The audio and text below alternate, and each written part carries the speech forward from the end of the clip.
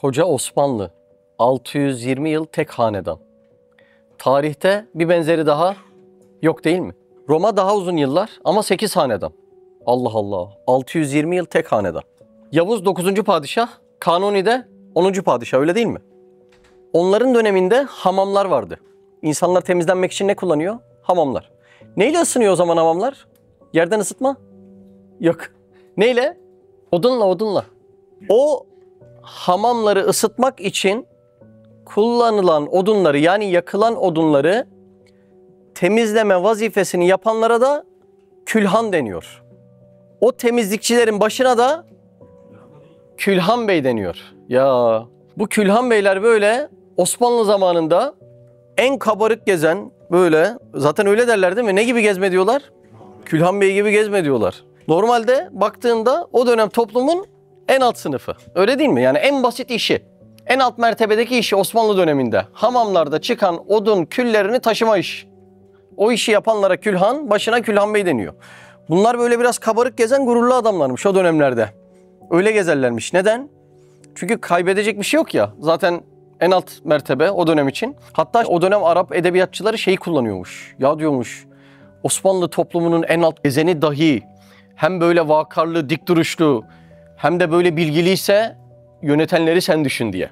Yani o dönem en alt ama yine de duruşundan ödün vermiyor. Bir gün Yavuz Sultan Selim Han zamanında Yavuz paşaları ile birlikte yürürken Külhan Bey onun önünü kesiyor. Koca sultanın önünü kesiyor.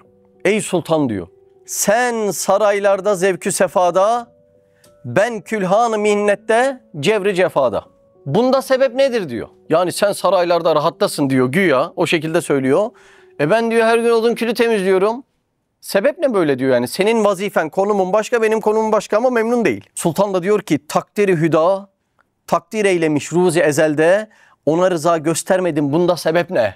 Yani Allah Azze ve Celle bu şekilde takdir etmiş. Senin konumunu ayrı, benim konumumu ayrı takdir etmiş.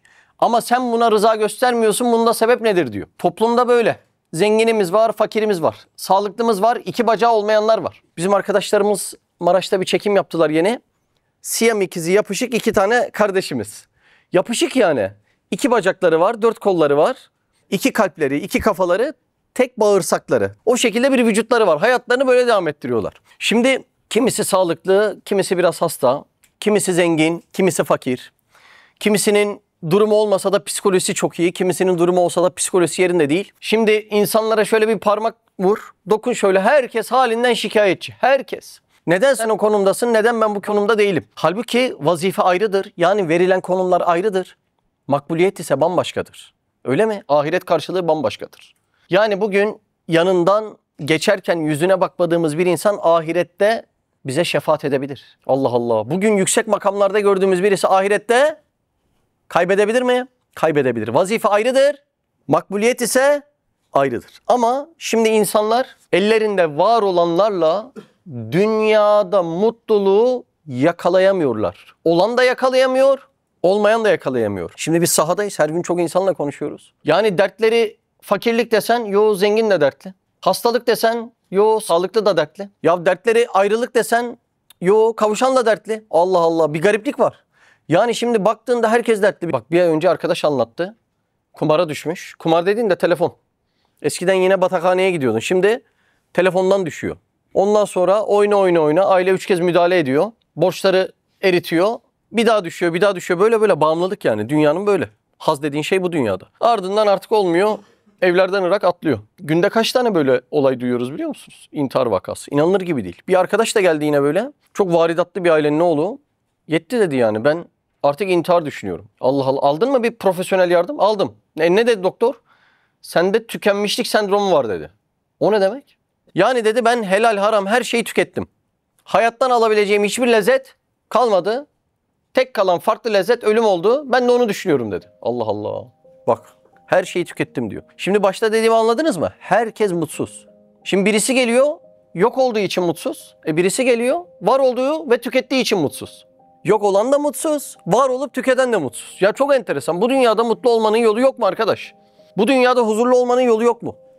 Tattım dediği de ne biliyor musunuz? Tattım dediği kuş yem. Öyle. Yani dünyanın lezzetleri sana bana değil hayvana var. Garip oldu değil mi cümle? Hayvan derken biliyorsunuz yani hakaret amaçlı kullanmıyorum. Bizim cesetimizin özellikleri hayvan. Ama dışarıdaki hayvanlar bizden çok daha huzurlu, çok daha mutlu. Senin tattım dediğin kuş yemi, gerçekten kuş yemi. Hayvanın lezzet alabileceği şeylerden lezzet almaya çalışıyoruz. Yedim, içtim, gezdim, şehvet, affedersiniz o şekilde şeylerden. Tükettim dediğin şeylerin içerisinde keşfedemediğin öyle şeyler var ki ama anlatamıyorsun. Neden? Çünkü onun aleminde yok. Ne lezzetler var. Yani o lezzetlerden birisini tatmamış, yani insanlığı tatmadan bir ömür geçirmiş. Neden anlattım bunları? Şimdi biz dünyalık değiliz. İyi anlamamız lazım. Dışarıda hep uzaylıları merak ediyorlar ya, asıl biziz o. Yani dünyalık değiliz. Hiç burayla alakamız yok. Gerçekten alakamız yok. İsteyen buyursun 50 yıl daha denesin. Kim dünyalık? Hayvan tam dünyalık. Tamı tamına dünyalık. Şimdi dünyada lezzet almak istiyorsan tek bir çaren var. Hayvanın mertebesine düşmen lazım. Ama insan olarak buyurun deneyin. Neyi elde ederseniz edin. Maddi olarak elde edin. İnsan mı seviyorsunuz değil mi? Kimileri dost çok sever. Dost olarak elde edin. Çocuk mu seviyorsunuz? Çocuk olarak elde edin. Makam mı seviyorsunuz? Buyurun hadi. Onları da elde edin. Neyi elde ederseniz edin, biriktirin. Ama bu dünyadan lezzet alamayacağınız garanti. Çünkü biz dünyalık yaratılmadık. Biz dünya toprağına ekildik. Dünyalık yaratılan nedir? Hayvandır. İspatlayalım mı? Hayvanın dünyalık yaratıldığını ispatlayalım mı? Şimdi hayvanın dünyalık olduğu nereden belli? Cevap her halinden belli. Her halinden. Arpasını suyunu ver. Var mı başka derdi? Yok değil mi? Bak hayvancılık yapanlar var. İbrahim abi senin büyük çiftliğin var. Öyle değil mi inek çiftliğin? Günlük rehberlik yapıyor musun onlarla? Psikolojisi bozulan falan. Ya arpasını suyunu ver. Tamam. Şimdi gitsek İbrahim abinin çiftliğine. Geçen oradaydık Niğde'de. Ya desek ki ey sevgili inekler, yıllardır çok güzel askerlik yaptınız. Sizi ödüllendireceğiz. Senin çiftliğin üstünü karton piyer yapsak. Onlara bir şey katabilir misin? Hiçbir şey katamazsın. Duvarları dekor yapsak. Şu bizim tablolar gibi güzel tablolarla süslesek. Bir de gitsek okula yazdırsak. Varlığını bile algılamazlar. Hayvanın dünyalık olduğu nereden belli? Ona katabileceğin hiçbir şey yok. Var olan haliyle çok mutlu mu? Çılgınlar gibi mutlu. Sen mutlu musun var olan halinle? Hep bir arayıştasın. Hayvan dünyalık mı? Tam dünyalık. Bak hayvan dünyada mutlu bir hayat yaşar. Bunun en büyük sebebi, burayı dikkatle dinleyin. Geçmişin dertleri yok. Geleceğin de endişesi yok. Var mı hayvanda? Ya kesecekler. Ben gördüm. Hala ağzındaki yemeği yemenin derdinde. Ya sen kesileceksin 2 dakika sonra. Desem ki yarın size suikast düzenlenecek, tarayacağız sizi. Bugün yemek yiyebilir misiniz? Ya mümkün değil, mümkün değil. Yani hiç oralı değil hayvan. Hala lezzetinin, o anı kurtarmanın, anın lezzetini almanın derdinde. Hayvan dünyanın tadını çıkarıyor mu o zaman? Ya hem de nasıl? Suyu menbaından içer, rızka para ödemez, fatura derdi yok, doları hesaplamaz, çocukların geleceği yok. Anı yaşıyor mu? Anı yaşıyor. Bak, hayvan dünya için mi yaratılmış? Tam dünya için yaratılmış. Tam dünyaya, tam. Kilit anahtar ilişkisi. %100 dünyaya uyumlu. Sen öyle misin Kemal? Yok, mutlu olamıyorsun. Bu yıl üzüldün mü hiç? Bu yıl ağladın mı hiç? Ya bu yıl strese girdin mi hiç? Bak bunu kime sorsam evet der. Hepimizde böyle durum. Hepimizde böyle durum. Hiç buralı değiliz. Hayvana bakıyorsun 10 numara rahat sürüyor. Şimdi Avrupa'da psikologlar diyormuş ki eve hayvan alın çocuğunuza yaşama sevinci gelsin diyormuş. Eyvah düştüğümüz hale bak. Hayvandan yaşama sevinci dilenir hale düştük. Eve hayvan alın çocuğunuzla oynatın. Çocuğunuza yaşama sevinci gelsin. Ne hale düştüğümüze bak. Şimdi Üstad Hazretleri 30. lemada bizi serçe kuyusuyla kıyaslıyor. Dikkat edin bugün dersimizde referans aldığımız ne? Hayvan. Bir şeyle kıyaslamak için referans almak lazım. Mesela bu gözlük pahalı. Yani neye göre? Bir referans vereceksin değil mi? Şu gözlüğe göre. Ama bu gözlüğe göre ucuz. Yani bizim bir şeyle kıyaslamamız için referans almamız lazım. Bugün dünyadaki mutluluk, lezzet, huzur bunu kıyaslıyoruz. Referans aldığımız ne? Hayvan. Şimdi Üstad 30. lemada serçeyi referans almış. Bakar mısınız? Ve sermayece ve cihazatça serçe kuşundan mesela 20 derece ziyade. Bu kainatın ve zihayatın en mühim, yüksek ve ehemmiyetli mahluku olan insan. Serçeden ne kadar daha kabiliyetim yüksek? 20 kat. Serçe kuşundan saadeti hayat cihetinde 20 derece aşağı düşüp en bedbaht, en zelil bir çare olacak. Şimdi 20 kat daha fazla sermayem var mı kabiliyetlerim? Var. Ama 20'de biri kadar lezzet alamıyorum. Ya çok enteresan ya. Dünyayı yaşamakta serçe kuşuna yetişemiyoruz. Üstad Hazretleri serçeyi özellikle seçmiş. Neden özellikle seçmiş? serçe günde kendi ağırlığının 8 katı yemek yiyor. Şimdi bak düşünebiliyor musun? 8 katı yemek yiyor. Ya biz 2 lokmada iflahımız kesiliyor. Bir serçe kuşu günde 40 defa eşiyle buluşuyor. Yani bir insan dese ki ben dünyada şehvet için varım, gene yok. Hayvana gene yetişemiyorsun. Günde 40 defa eşiyle buluşuyor. Suyu kaynağından içiyor. Canının istediğini dalından koparıyor. Allah Allah. Şimdi bu serçe kuşu mu mutlu, ben mi? Ya günlük hayatı bir düşünüyorum. Sabah uyan. Affedersiniz, günlük temizliğini yap değil mi? Dişlerini fırçala, saçını tara, çok affedersiniz üstünü değiştir, çamaşırını değiştir, çorabını değiştir. Ondan sonra dışarı çık, terledim de tekrar bir ufak kurumaya çalış, koşa koşa bir kahvaltı yap, aman suyumu içtin mi, yetiş hemen abdestini al, ibadetlerini yap, öğlen olsun tekrar yemek, akşam olsun bunların tekrar temizliği. Haydi bakalım yatağa yatacağız, yatağın çarşafını değiştir, yastığını değiştir, tekrar çorapları çıkar, tekrar pijamaları giy. Ya bakın serçe kuşu 4 mevsim aynı kıyafet. Çok affedersiniz kazuratı bile atıyor, kuyruğunu böyle yapıyor, bitiyor. Şöyle mi? Şimdi bu mu mutlu, biz mi mutluyuz? Ya bir hayvana dünya mutluluğunda yetişmen bak mümkün değil ya. Mümkün değil. Tekrar söyleyeyim. Üstad Hazretleri neyi referans alıyor? Hayvanı. Neden? Çünkü hayvan tam dünyalık. Dünyanın sonuna kadar tadını çıkarır. Allah Azze ve Celle bizi dünyaya lezzet için gönderseydi hayvan olarak yaratması yeterliydi. Bu kadar fazla sermaye vermesi dünyada lezzet için değildir. Konu biraz kafanıza oturuyor mu? Oturuyor değil mi? Bizim bir tane arkadaş var da böyle gittikleri yerlerde yiyecekleri, içecekleri şeylerin listelerini tutuyorlar. Mekanların, yerlerin falan. Neden azizim dedim. Kaliteli yaşamayı seviyorum dedi. Çorbaya dedi Antep'e giderim. Köfteye dedi Bursa'ya giderim. Dedim namaza da Kabe'ye gider misin? Yok. Dedim o zaman sen bu kaliteyi geç. Şimdi nefsin peşinden kilometrelerce yol gidiyoruz, öyle değil mi? Bir çorba bir köfte için ama Allah için gitmiyoruz. Yani buna övünmek değil, biraz esef duymak lazım buna. Çünkü bu hayvani hayat mertebesi. Giderken insan sadece midesini mi götürüyor Antep'e? Hayır. Akıl gidiyor, kalp gidiyor, ruh gidiyor. Yani bütün mahalleyi toplayıp gittin. Nereye? Köfteciye. Bari tantuni olsa. Yani bindiğin atın arpasını iyi verdin. Ahırını da kaliteli seçtin. Peki bu atın üstündeki efendi ne olacak? Yani benim ruhum ne olacak? Benim ruhum var, ebedi arzularım var, ahiretim var, maneviyatım var. Bunların kalite ihtiyacı yok mu? Allah Allah. Bak 33. sözde diyor ki, ey kendini insan bilen insan. Yani öyle biliyorsun ama biraz eksik biliyorsun. Kendini oku. Şu an yaptığımız şey. Niye geldim dünyaya? Yoksa hayvan ve camit hükmünde insan olmak ihtimali var. Hayvan gibi olursun diyor. Allah Allah. Neden öyle diyor? Yani niye hayvan gibi göçebilirim? Çünkü konu yemek değil. Konu yemekse hiçbirimiz fille yarışamayız. Konu uyumaksa yılan kış uykusuna yatıyor. Hiçbirimiz yarışamayız. Konu gezmekse göçmen kuşlar var. Öyle değil mi Halis? Sizin orada hacı leylekler yok mu? Değil mi? Uçup uçup duruyorlar. Gezmekte de onlara yetişemeyiz. Allah Allah. Yani maddi lezzetlerde yetişmek mümkün değil. Allah seni bu dünyaya lezzet alman için gönderseydi hayvan kadar yaratması yeterliydi. Kıyaslamalar kafanızda oturuyor değil mi? Allah Allah. Çok enteresan. Hayvana dünya yetiyor bak. Referansı tekrar hatırlatayım. Yedi, içti, uyudu. Onun dünya için yaratıldığı ortada. Bunlar sana yetiyor mu? Yetmiyor değil mi? Yeter bıktım, her gün aynı şeyler, rutin hayatlar diyor. Çıldırıyor insanlar değil mi? Neden?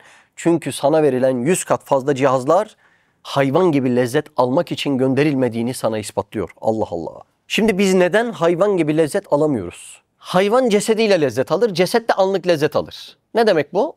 Şu az önce yudumladığım çaydan şu an lezzet alabilir miyim? Alamam. Almak için dilime değdirmem lazım. Biraz sonra yiyeceğim tantuniden şu an lezzet alamam. Almak için dudağıma değdirmem lazım, dilime değdirmem lazım. Yani hayvanın bütün hayatı bu. Anlık lezzetleri yaşıyor. Diline değdiriyor, kulağına değdiriyor, burnuna değdiriyor, ona lezzetleri veriyor. Peki ruh bu şekilde anlık lezzet mi alır? Hayır. Ruh önceyi ve sonrayı da hisseder. Yarın kesilecek hayvan bugün verdiğini iştahla yiyor mu? Yiyor.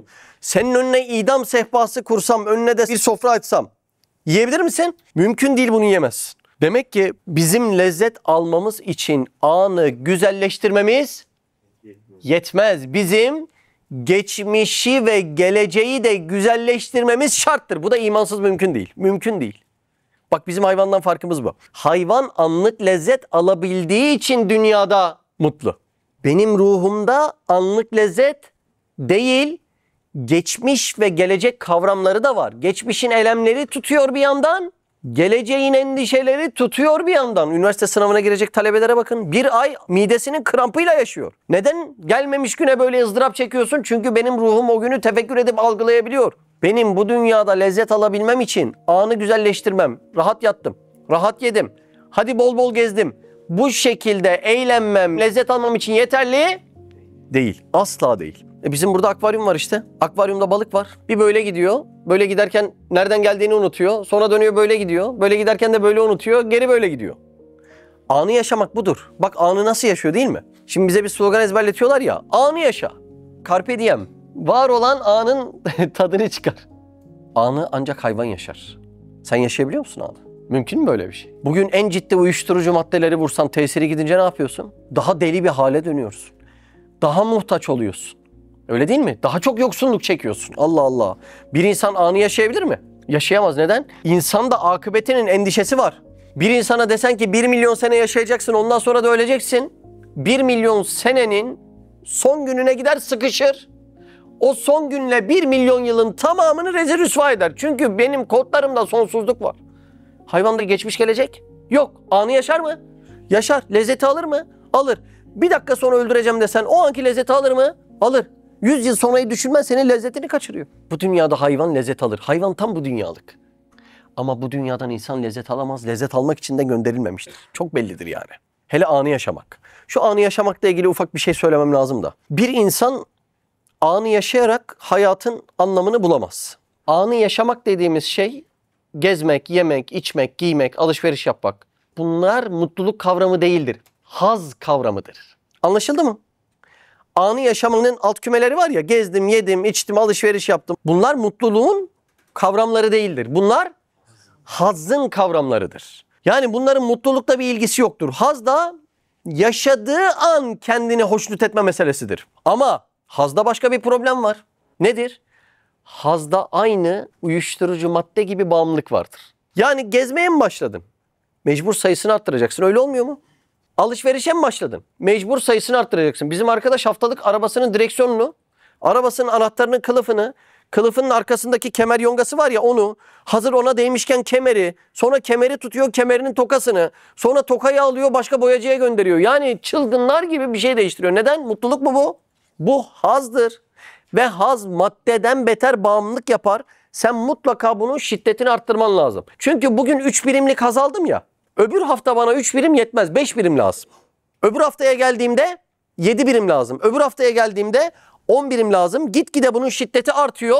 En son nereye gidecek? Altın vuruşa gidecek. Tükenmişlik sendromu. Hayattan lezzet alamıyorum ve artık intihar edeceğim diyor.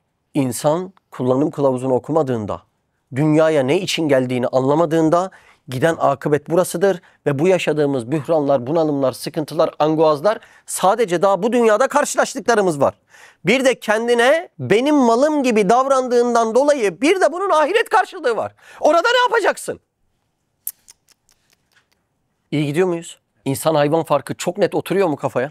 Bunu böyle yani kafamıza mıhlayana kadar bugün devam edeceğiz. Bugün ana konumuz insan hayvan, başka hiçbir şey değil. Ama önce şu insana da biraz detaylı gireyim. Madem öyle, bu insan dünyaya mutlu olmak için gönderilmedi. Doğru mu? Niye gönderiliyor? Bizim bir arkadaşın bir hatırası vardı, onu anlatayım. Bir gün arkadaş İhsan Nur okuyor. Birisi de görmüş, ya demiş ne okuyorsunuz siz öyle? Yani neden bu kitapları okuyorsunuz? Biliyor yani ne olduğunu da hani laf söyleyecek yani. İroni yapacak böyle. Hani bir tane görüyorlar ya hemen rahatsız oluyorlar. Ne bu yani? Bu kitapları neden okuyorsunuz? O da diyor kullanma kılavuzu diyor bu kitaplar. Yaratılış gayesi için okuyorum. Ama başkalarına da uğraştırıp zorluyorsunuz. İnsanları kendi haline bıraksanıza. Devam da ediyor bir de. Diyor ki insanın neyi seçeceğine niye karışıyorsunuz? Yani sana göre insan bunun için gelmiş, bana göre bunun için gelmiş, ona göre bunun için gelmiş. Niye karışıyorsun? İnsanları özgür iradesine göre bıraksanıza. Kitabı anladı ya İhsan Nur olduğunu. Öyle cevap veriyor. Şimdi insanı bıraksak oluyor mu böyle? Sen kendini istediğin gibi kullan. Mesela de ki ben makam için kullanacağım. Sen açtığın dükkan sayısını arttırmak için kullan. Sen tekstile kendini feda et, tekstil için kullan. Bu mu yani? İnsanı bırakalım. Kim nasıl istiyorsa o şekilde mi kullansın? İnsan bir makinedir. Her makinenin bir yapılış gayesi var mı? Var. İnsan makinesinin de yapılış gayesi var mı? Var. Peki herkes bu makineyi kendi doğrusuna göre kullansa bozulur mu? Bozulur. Diyor ki bu sizin doğrunuz diyor yani. Bırakın herkesin kendi doğrusu var diyor. Hayır, doğru birdir. Herkesin kendi doğrusu diye bir şey yoktur. Yanlıştır. Şimdi elimizin altında bir makine olsun. Mesela telefon makinesi. Herkes dese ki bu telefon şunun için üretilmiş, öbürü dese bunun için üretilmiş. Aralarında bir nizaya düşseler. Biri dese ki ya durun tartışmayın. Biz medeni insanlarız. Kim ne makinesi olarak kullanmak istiyorsa ona göre kullansın. Bir tanesi nihale yapsın, çayın altına koysun. Öbürü piriket yapsın, tuğla diye ölsün. Öyle mi? Mesela başkası çekiç yapsın. Alsın telefonu, inşaatta kullansın usta. Sürekli çiviyi çekiçle çaksın. Tartışmayın lütfen. Bu makineyi biz medeni insanlarız. Özgür seçimlerimiz var. Bu telefon makinesini kim ne için istiyorsa kullansın onun için lütfen. Lütfen bakın. Bunun için yani kimse kimseyi zorlamasın. Böyle olur mu? Bu telefon bozulmaz mı? O zaman herkesin kendi doğrusu diye bir şey yok. Lafı güzel bunlar. Doğru birdir. Bir şey makine ise gayesi bellidir. Zaten yıllarca insanı böyle kullandırdıkları için durum böyle oldu. Duyguları haramlarda, günahlarda kullan. Duygular bozuldu. Psikolojik bunalımlar had safhada. Biri de demiyor ki bu insan makinesini yaratan niye yarattı? Bir de Allah Azze ve Celle 120 bin tane örnek dizmiş yani. Sahabe efendilerimize baksanız. Peygamberlere baksanıza. Evliya Asfiya'ya baksanıza. 120 milyonda Evliya Asfiya var. Ya bu kadar da örnek göstermiş. Bakın bu makine böyle kullanılır diye. Birisi de demiyor ki ya bu insan makinesinin gayesi nedir, amacı nedir diye yani. Yanlış anlamayın. Bak kendine. Bak kendine. Hayat gayene ne zamandır dikkatini vermeye başladın? Bak kendine. Yani bütün 40 yıllık ömrün mermer çıkarmak için mi yani? Bu kadar mı? Bak kendine yani. Ömür makine üretmeye mi? Beni gönderen niye gönderdi? Bu makineyi yaratan niye yarattı? Sordurmuyorlar. Kim o sordurmuyorlar? Nefis. Dışarıdakiler bize bir şey yapamaz. Bizi cehennemin dibine götürecek nefis. Bizim ruhumuzun derinliklerindeki temayülleri gıdıkladıklarından dolayı onları dinliyoruz biz. Öyle. Bizi cehennemin dibine götürecek yine biziz. Başkası değil. Yoksa Firavun'un sarayından Musa çıkmış. Sen nesin yani? Sen kimsin? Sen hayır isteyeceksin de Allah kapı mı açmayacak sana? Hayır, sen istemiyorsun. Allah Allah. Şimdi insan makine mi? Makine. O zaman yeni bir soru çıkıyor. Bu insan makinesinin yaratılma gayesi nedir? Gönderilme gayesi nedir? Şimdi bu makineyi kim yaptı? Buna cevap lazım bize. Çünkü soracağız neden yaptınız? Ona göre de bunu kullanmamız lazım. Üstad diyor ki bak cümleye. Mükemmel bir cümle ya, mükemmel. Madem yapan bilir, elbette bilen konuşur. Bak şimdi. Madem yapan bilir, elbette bilen konuşur. O zaman şöyle yapacağız. Gidip bakacağız. Makineyi kim yapmış? Önce markasına bakacağız. Markasına baktık mı? Marka sahibini bulduk mu? Gidip diyeceğiz ki ya makineyi siz ne gayeyle yaptınız? Bir anlatır mısınız bize? Ondan sonra o görüşünü söyleyecek. Bütün görüşler çöpe düşecek mi? Düşecek. Telefonun markasına baktık. Makine sahibini bulduk. Gittik sorduk ya siz bu telefonu ne gayeyle yaptınız? O da dedi ki ben bu telefonu iletişim için yaptım. Bütün görüşler çöpe düştü mü? Düştü. Yok o piriket olarak kullanacakmış. O nihale olarak kullanacakmış. O çekiç olarak kullanacakmış. Kullanamazsın efendi. Neden? Doğru. Birdir. Onu kim bilir? Bak. Madem yapan bilir, elbette bilen konuşur. Şimdi bu makineyi yapanı bulmamız lazım. Şimdi şu insanın markasına bak. Her bir zerremizde markamız yazıyor. Kainatın sahibi olmayan birisi bu insanı kainattan süzüp yaratabilir mi? Ben bütün kainattan süzülüp yaratıldım. Bende olan elma ağacında da var. Bende olan yıldızda da var öyle mi? Bende olan güneşte de var öyle mi? Bende olan denizde de var öyle mi? Demek ki bütün kainatı kim yarattıysa bu makineyi de kime soracağımı buldum. Ona soracağız yani. Çok enteresan. Yapan bu insanı ne için yaptığını söyleyince bütün felsefeler çöp olur. Bütün felsefeler. Dünyada insanlar kendini oyalayabilmek için belli başlı hikmetlere mebni, hobisi de olur, spor da yapar, onu da yapar, bunu da yapar. Bunların hiçbir amaç olamaz. Amaç olduğu anda makineyi bozarsın. Siz evde bozuk makineyi nereye atıyorsunuz? Ateşe. Bozuk makine nereye gider? Ateşe gider ya. O konuşma devam ediyor. Diyor ki söyle o zaman diyor ya. Tamam Allah biliyor. Söyle o zaman diyor Allah bizi ne için yaratmış diyor. Dünyaya gönderilişimizin amacı neymiş? Makine sahibini bulduk mu? Bulduk. Şimdi sormamız lazım. Ne için gönderdiniz bu insan makinesini? Kainat kitabını okumak için. Şimdi Allah Azze ve Celle beni tanıyacaksınız diyor değil mi? Peki ya Rabbi biz seni nasıl tanıyacağız? Çünkü sen aynı zamanda diyorsun ki beni zatım ile tanıyamazsınız. Zatımı tefekkür etmek yasaklanmıştır ya Rab. Beni tanıyın buyuruyorsunuz ama zatımı tefekkür etmeniz yasaklanmıştır buyuruyorsunuz. Hem sizi tanıyacağız hem zatınızı tefekkür edemeyeceğiz. Ya Rab biz sizi nasıl tanıyacağız? Esmalarım ile şu kainattaki kitabı okuyarak beni tanıyacaksınız ya. Şaşırmış kalmış böyle. Hiç duyulmayan bir şey. Niye? Duyulan şey nedir? Kainata niye gönderildik? Namaz, zekat, kurban, oruç değil mi? Kainat kitabını okumak hiç duyulmamış bir şey değil mi? Ama ayet öyle demiyor mu? İkra. Bismi rabbikellezi halak. Halakal insane min alaka. Allah Allah. Yaratan Rabbinin adıyla oku. O seni alaktan bir damla sudan yarattı. Ya ayet diyor zaten ya. Oku diye söylemiyor mu? Ne demekmiş bu okumak? Kainat kitabını okumak. İnandı mı buna? İnanmadı. Niye? Kainatın kitap olduğuna inanmadı. Siz kainatı mangala gittiğinizde okuyor musunuz? Delikanlı gibi. Yolda giderken okuyor musunuz? Yok. İnşaat yaparken etrafınızdaki ağaçları okuyup şöyle muhabbet ediyor musunuz? Yok. Etrafta cik cik öten kuşların senfonisini dinlerken okuyor musunuz? Okumuyoruz. Demek ki biz de kainatın kitap olduğuna inanmıyoruz. O da inanmadı. Ya kainattan kitap mı olur diye. Şimdi bizim yazdığımız kitap olur da Allah Azze ve Celle'nin yazdığı kitap olmaz mı? Olur. Arıdan yazılan kitap olur da arının kendisi kitap olmaz mı?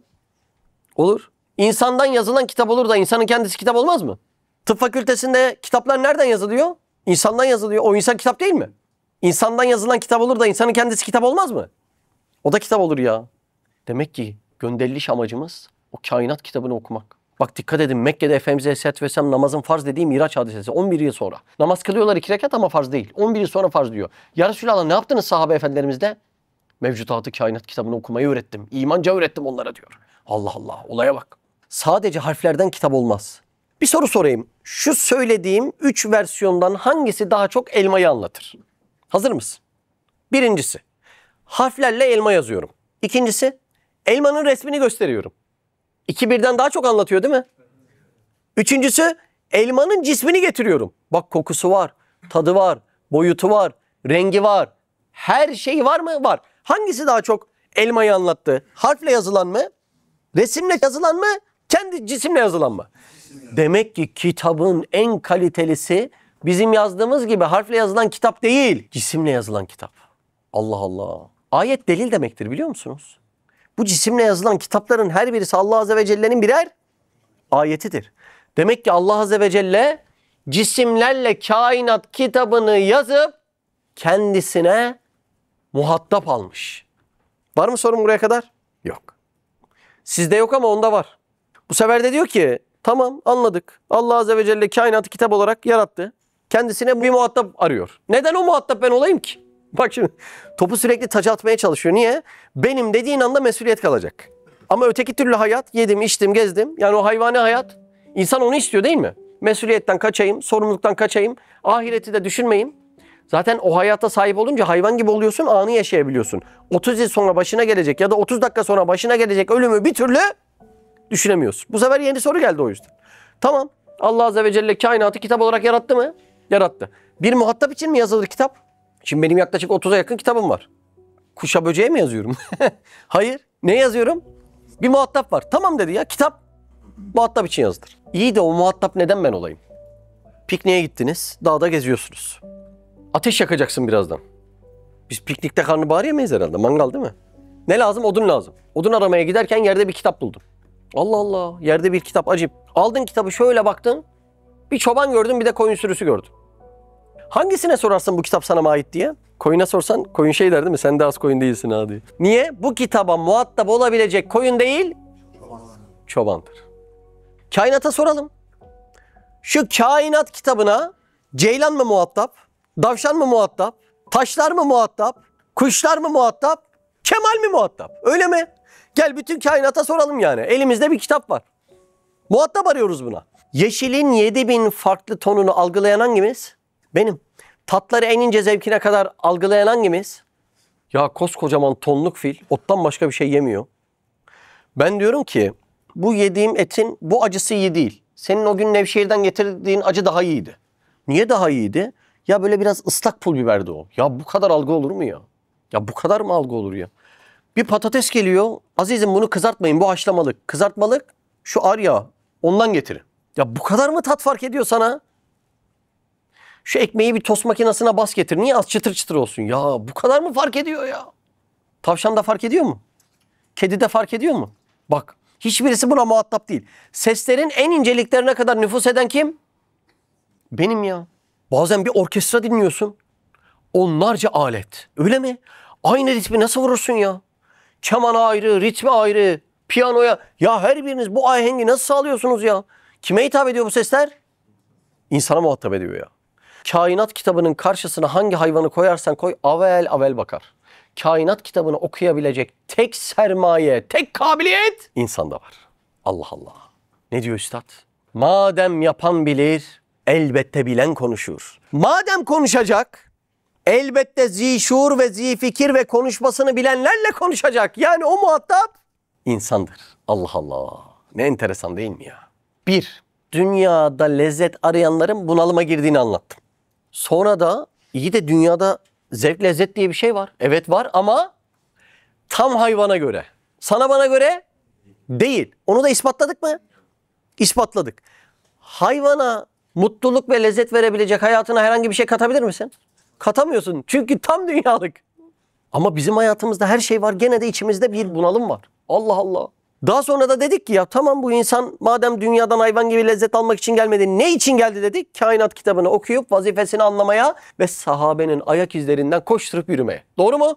Doğru. Şimdi Risale-i Nur'dan aynı meseleyi derinleşe okuyalım. Konunun özünü anlattım ama çok önemli konu. Risale-i Nur'da 23. sözü okuyoruz. Bunun birinci bahsinde, mepasında imanı anlatan 5 tane mesele vardı. Şimdi bu ikinci bahsinde imandan sonra insanı anlatan 5 tane mesele var. Biz bunun birincisini, ikincisini okuduk. Şimdi 3. nüktedeyiz. Zaten nükte kelimesi geçiyorsa ince detaylı girmen lazım. Biraz ince bir mesele demektir. Burada neyi anlatıyor biliyor musunuz? Anahtar kelime hayvan ve insan. Sen istediğini yap, bu dünyadan lezzet alamayacaksın. 100 kat fazla sermayen olmasına rağmen kimden daha fazla? Hayvandan. Niye referansımız? Hayvandı çünkü. Hayvandan 100 kat fazla sermayen olmasına rağmen hayvanın %1'i kadar lezzet alamayacaksın diyor ya. Konu çok enteresan konu değil mi? Ya bu insan bunu algılayınca şaşırıyor ya. Kendini keşfediyorsun yani. Niye geldiğimizi 40 yaşımızda mı keşfedeceğiz ya? Bu mu yani? 40'a kadar yaşamayanlar var. Bundan ne olacak? Aklınıza kim geliyorsa. Devletten, milletten, şuradan buradan. Yani insan bütün vaktini ya bu iman hakikatlerini ölmeden insanlara, nesle nasıl ulaştırabilirim diye bütün sermayesini, hatta üstad ne diyor? Amerika ve İngiltere kadar serveti bulunsa gene sadece ve sadece bunu harcamak gerekir. Sonsuz hayat ne demek ya? Bir de dünyaya harcadığında karşılığını alamıyorsun. Aldım zannettiğin haz, mutluluk değil, bağımlılık. Biraz bizim saha tecrübemiz çok yüksek ya. Çok insanla muhabbet ettiğimizden. Yani o sayısal değeri elimizde çok yüksek sayılarda var. Bir keşke görülse onlar. Başlayalım mı? Yani insan bu dersi anlarsa mutluluk için sağa sola el açmasına gerek yoktur. Lütfen iyi dinleyin ama kendiniz için. Hiç komşu değil, kendini dinle yani. Bismihi Subhanehu. 23. söz, 2. mebhas, 3. nükte. İnsan fiil ve amel cihetinde ve sahi maddi itibariyle zayıf bir hayvandır, aciz bir mahluktur. Ceset cihetiyle öyleyiz değil mi? Hayvan özelliği var bizim cesette. Yedi, içti, uyudu ama ondan çok daha zayıfız. Evet. Onun o cihetteki daire-i tasarrufatı ve malikiyeti o kadar dardır ki elini uzatsa ona yetişebilir. Hayvanın hayatı dar mı? Var mı aralarında PlayStation savaşı? WhatsApp kullanımı? Ya şöyle bir Japonya'ya gitsek de gezsek falan. Hiçbiri yok. Hayatı dar. Daracık hayata eli yetişir mi? Yetişir. Bir arpa, bir ahır. Yetişmiyor mu eli? Yetişiyor. Peki tam o programa göre yaratıldıysa eli yetişti mi mutlu oluyor mu? Bizim nasıl? Dubai'de şey yapıyorlarmış. Şimdi bilmem kaç yılında uzay kent mi, uzay şehir mi? Gördünüz mü onu? Yani ülkeyi almışsın gene yetmiyor yani. Evet. Hatta insanın eline dizginini veren hayvanat-ı ehliye, insanın zaaf ve acz ve tembelliğinden birer hisse almışlardır ki, yabani emsallerine kıyas edildikleri vakit azim fark görünür. Ehli keçi ve öküz, yabani keçi ve öküz gibi. Ya bu hayvanları kendi haline bıraksan çok daha mutlu ama bizim yanımızda ehil hale geldiğinde bizim huyumuzdan suyumuzdan kapayıp daha mutsuz hale geliyorlar. Ya. Evet. Fakat o insan infial ve kabul ve dua ve sual cihetinde şu dünya hanında aziz bir yolcudur. Ve öyle bir kerime misafir olmuş ki nihayetsiz rahmet hazinelerini ona açmış ve hadsiz bedi masnuatını ve hizmetkarlarını ona müsahhar etmiş. Etmiş değil mi? Tamamı benim hizmetimde ya. Hepsi bana musahhar Ama yine de serçe kadar lezzetim yok. Amacım lezzet almak değil. Dünyadaki amacım asla lezzet almak değil. Buyurun. Ve o misafirin tenezzühüne ve temaşasına ve istifadesine öyle büyük bir daire açıp müheyya etmiştir ki o dairenin nıfsı kutru, Yani yarı çapı. yani merkezden muhit hattına kadar gözün kestiği miktar, belki hayalin gittiği yere kadar geniştir ve uzundur. İnsanın genişliği sadece maddi genişlik değildir. Hayallerinde, rüyalarında, duygularında da aynı genişlik mevcuttur. Birisi ölmesine rağmen ona olan sevgimden hiçbir şey eksilmedi. Acaba sevgi de 5. boyut mu demişler. Yani hislerinin genişliğine ölüm bile set çekemiyor. Şimdi bu geniş mi dar mı? Korkunç bir genişlik. Yani kalbimizin kabiliyeti gelişse böyle bir şefkat, böyle bir merhamet. Ya şimdi Gazze nere, bura nere? Uzak yer. Ama orada küçücük bir çocuğun canını yaksa o eli kırılasıcı hainler, orayı katletse, gasp etseler senin gecelerce uykun kaçıyor yani. Şimdi bak, ruhun genişliğine bak, öyle değil mi? Devam. İşte eğer insan enaniyetine istinad edip hayatı dünyeviyeyi gayeyi hayal ederek derdi maişet içinde muvakkat bazı lezzetler için çalışsa gayet dar bir daire içinde boğulur gider. Dar daire dediğini anlıyor musunuz? Yedim, içtim, çalıştım, biriktirdim. Yani affedersin, tuvaletten mutfağa, tuvaletten mutfağa. Ondan sonra da ne olur diyor? Boğulur diyor. Boğuluyor mu? Adam tuttuğu takım kaybetti diye intihar ediyor. Ne bu? Boğulmak değil mi yani? İstediği bir şeye ulaşamadı diye çat gidiyor. Kendisine zarar veriyor, başkasına zarar veriyor. Boğulmak değil mi bu? Allah Allah. Görüyor musun? Dar bir daire. O dar daireye de rızık endişesini sıkıştırmış araya, görüyor musunuz? Yani bu rızık için yaşama meselesi, mücadele ediyoruz. Ekmek aslanın ağzında, böbreğinde, dalağında. Ya bunlar Allah'a büyük hakaretle anlayamıyoruz. Anlayamıyoruz. Üstad Hazretleri bu endişeden kulluğu bırakana kelp diyor, kelp. Şimdi bununla ahirette Allah yüzleştirmesin. Buyurun devam edelim. Ona verilen bütün cihazat ve alat ve letaif ondan şikayet ederek İnsan kabiliyetlerini kullanmadığından dolayı dünyada bunalıma giriyor. Bir de bunun ahireti var. Evet. haşirde onun aleyhinde şehadet edeceklerdir ve davacı olacaklardır. Bir de bu kabiliyetler haşirde karşına mı çıkacak? Karşına. Fussilet suresinde bir ayet okuyayım. Devamını siz okursunuz. Nihayet oraya geldiklerinde vaktiyle yaptıklarından dolayı kulakları, gözleri ve derileri onların aleyhinde şahitlik ederler. Bu manada çok vaka var. Hepsi şahitlik edecek.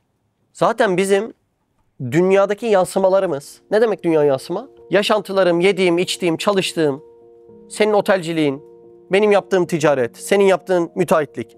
Bunların her birisi, bu yansımalar, bak senin kabiliyetlerinle bunlar yapılabiliyormuş. Sahabeye örnek alıp Allah için yapmadın diye hesaba dönüşecek. Hepsi. Hiç endişemiz olmasın. Hiç. Benim en çok böyle içimi bir şey acıttığı şu oluyor. Filanca birisinin kabiliyetine bakıyorum. Şahsi hayatı için doruk noktalara kadar zorlayıp kullanıyor.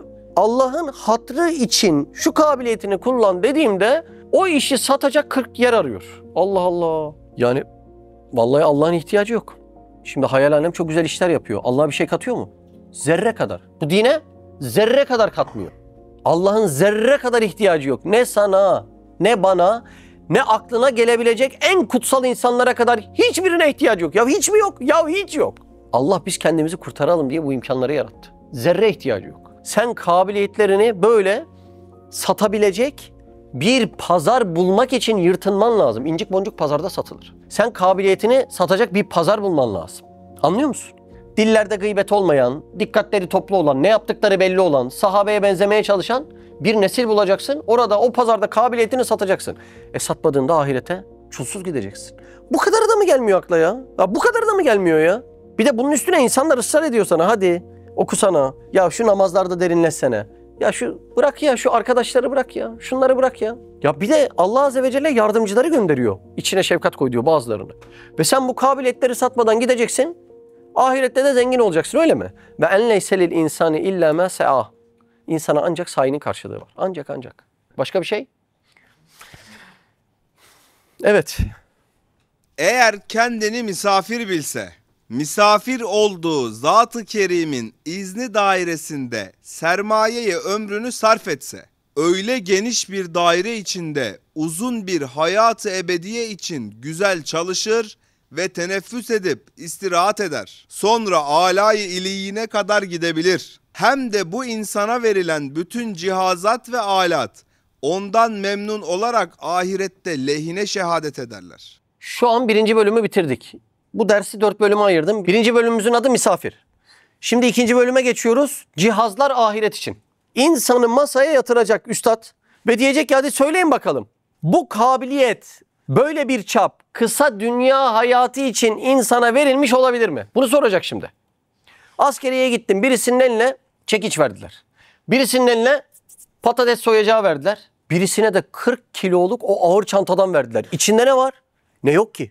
Ağır teçhizatlar, haberleşme cihazları, ağır silahlar, ekstra ihtiyaçlar, öyle mi albayım? Bak şimdi. Bunların üçü de aynı vazife için görevlendirilmiş olabilir mi? Olamaz. Bunların vazifeleri farklıdır. Nereden anladın? Verilen cihazdan anladım. Bak şimdi. Patates soyacağı verilenin, yani o cihaz verilenin görevi belli mi? Belli. Çekiç verilenin görevi belli mi? Belli. 40 kiloluk o teçhizat çantası içinde yok. Haberleşme, ulaşım, silah, cephane, bomba, haritalar, her şey var. Bunun görevi diğerleriyle aynı olabilir mi? Olamaz. Tekrar sormak istiyorum. Nereden anladın? Cihazlardan. Şimdi hayvanın cihaza bak. Dil, burun, yatak, bu kadar. Benim cihaza bak. Bak şimdi. Çok daha üst mü? Tarifsiz düzeyde üst ya. Şu gömleği ilikleyemez hayvan, öyle mi? Bir evi bir insan gibi detaylarıyla inşa edemez ya. Allah, suyu bir yerden bir yere taşıyamaz. Bir uçak yapamaz. Bir gemi yapamaz ya. Bak şimdi bak, cihazlara bak. Bu cihazlar ben de hayvan gibi yiyeyim, içeyim, gezeyim diye verildiğini zannediyorsan bütün ahiretin pişmanlıkla geçecek demektir. Öyle. Bu realiteleri bozmamamız lazım. Sermayeni dünyada kullanıyorsan ahirette kullanamayacaksın demek. La ecme'u beyne emneyn ve la ecme'u beyne haffeyn. Kutsi hadis mi? Evet. 2 emniyeti, 2 korkuyu aynı anda vermeyeceğim. Ondan sonrası kafana göre. İster bu kabiliyetlerini dünyada kullanırsın, ister ahirette kullanırsın. Ama bahanelere girme. İş var, güç var, hanım var, çocuk var. O bahaneleri geç. Sen başka şey istiyorsun. Bunlara sığınma. Yani Allah seni yaratırken hesap hatası mı yaptı? Haşa ve kella. Allah işleri kasten kesiştiriyor. Neyi tercih edeceksin diye. Dünyayı mı? Ukbayı mı? Allah Allah.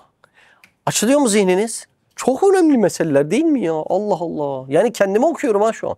Kendimi okuyorum. Buyurun. Evet, insana verilen bütün cihazat-ı acibe bu ehemmiyetsiz hayatı dünyeviye için değil, belki pek ehemmiyetli bir hayatı bakiye için verilmişler. Diyor ki sana cihaz verildi. Ehemmiyetsiz dandik dünya için değil. Çok ehemmiyetli olan ahiret için. Ya bu çok büyük bir iddia değil mi? Elinde avucunda ne varsa dünyaya koşturan milyonlar var mı? Var. Ne varsa ya, ne varsa son nefesine kadar. Dünyadan bile lezzet alamayacak kadar dünyaya koşturuyorlar. Şimdi sen bu adamlara diyorsun ki durun.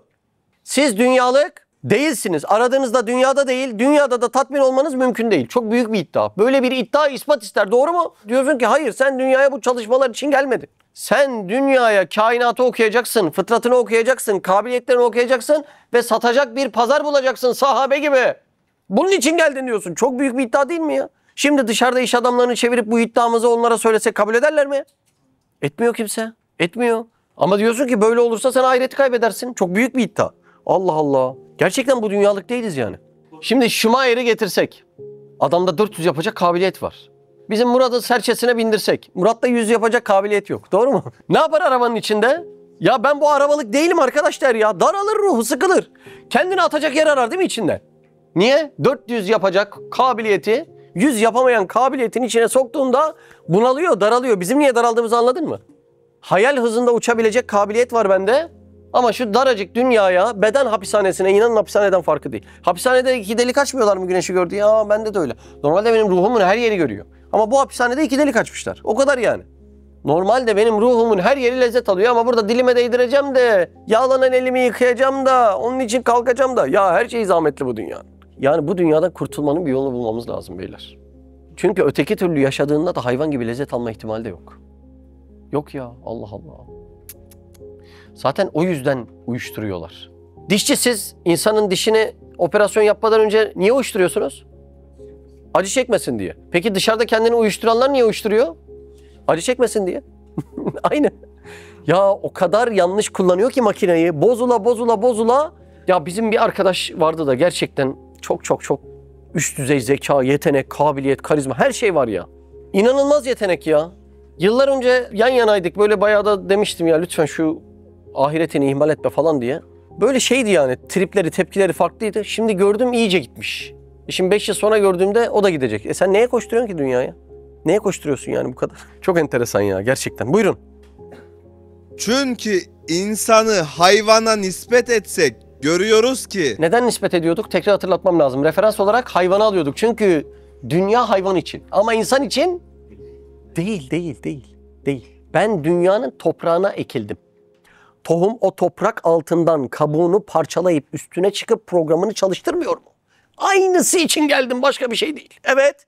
insan cihazat ve alat itibariyle çok zengindir. Az önce 40 kilo yük taşıyan asker gibi. Evet. 100 derece hayvandan daha ziyadedir. Doğru değil mi? Çok daha fazla kabiliyetlerim var. Evet. Hayatı dünyeviye lezzetinde ve hayvani yaşayışında 100 derece aşağı düşer. Nasıl, ben dünya lezzetlerinde hayvandan 100 derece aşağı mı düşüyorum? Ya böyle iddia mı olur ya? Antep baklavasını yiyen ben.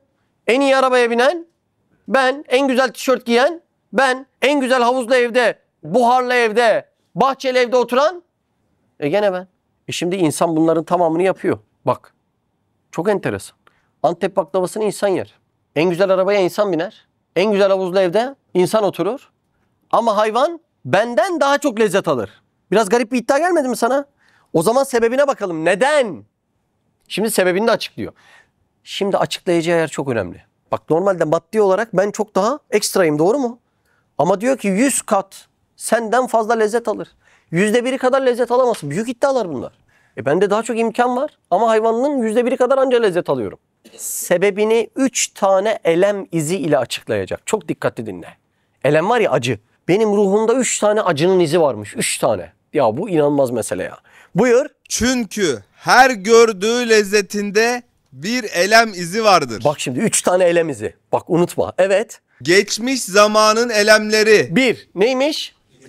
Geçmiş zamanın elemleri. Bak şimdi bir insan bel fıtığı için doktora gitsin. Buyurun deneyin. Bir fizyoterapi doktoruna gidin. Diyor ki geçmişte yaşadığınız travmaları anlatır mısınız? Ya hemşerim, ben bel fıtığına geldim. Ne travması? Yok siz anlatın. Ya çok enteresan değil mi? Bel fıtığında bile geçmişin izini arıyorlar. Devam. Gelecek zamanın korkuları. Yarın kaygılı gün geçirecek bir insana bugün en güzel yemekleri versek yemiyor ya. Gelecek zamanın kaygısı var mı? Bak, ikinci elemizi. Bir neydi? Geçmiş.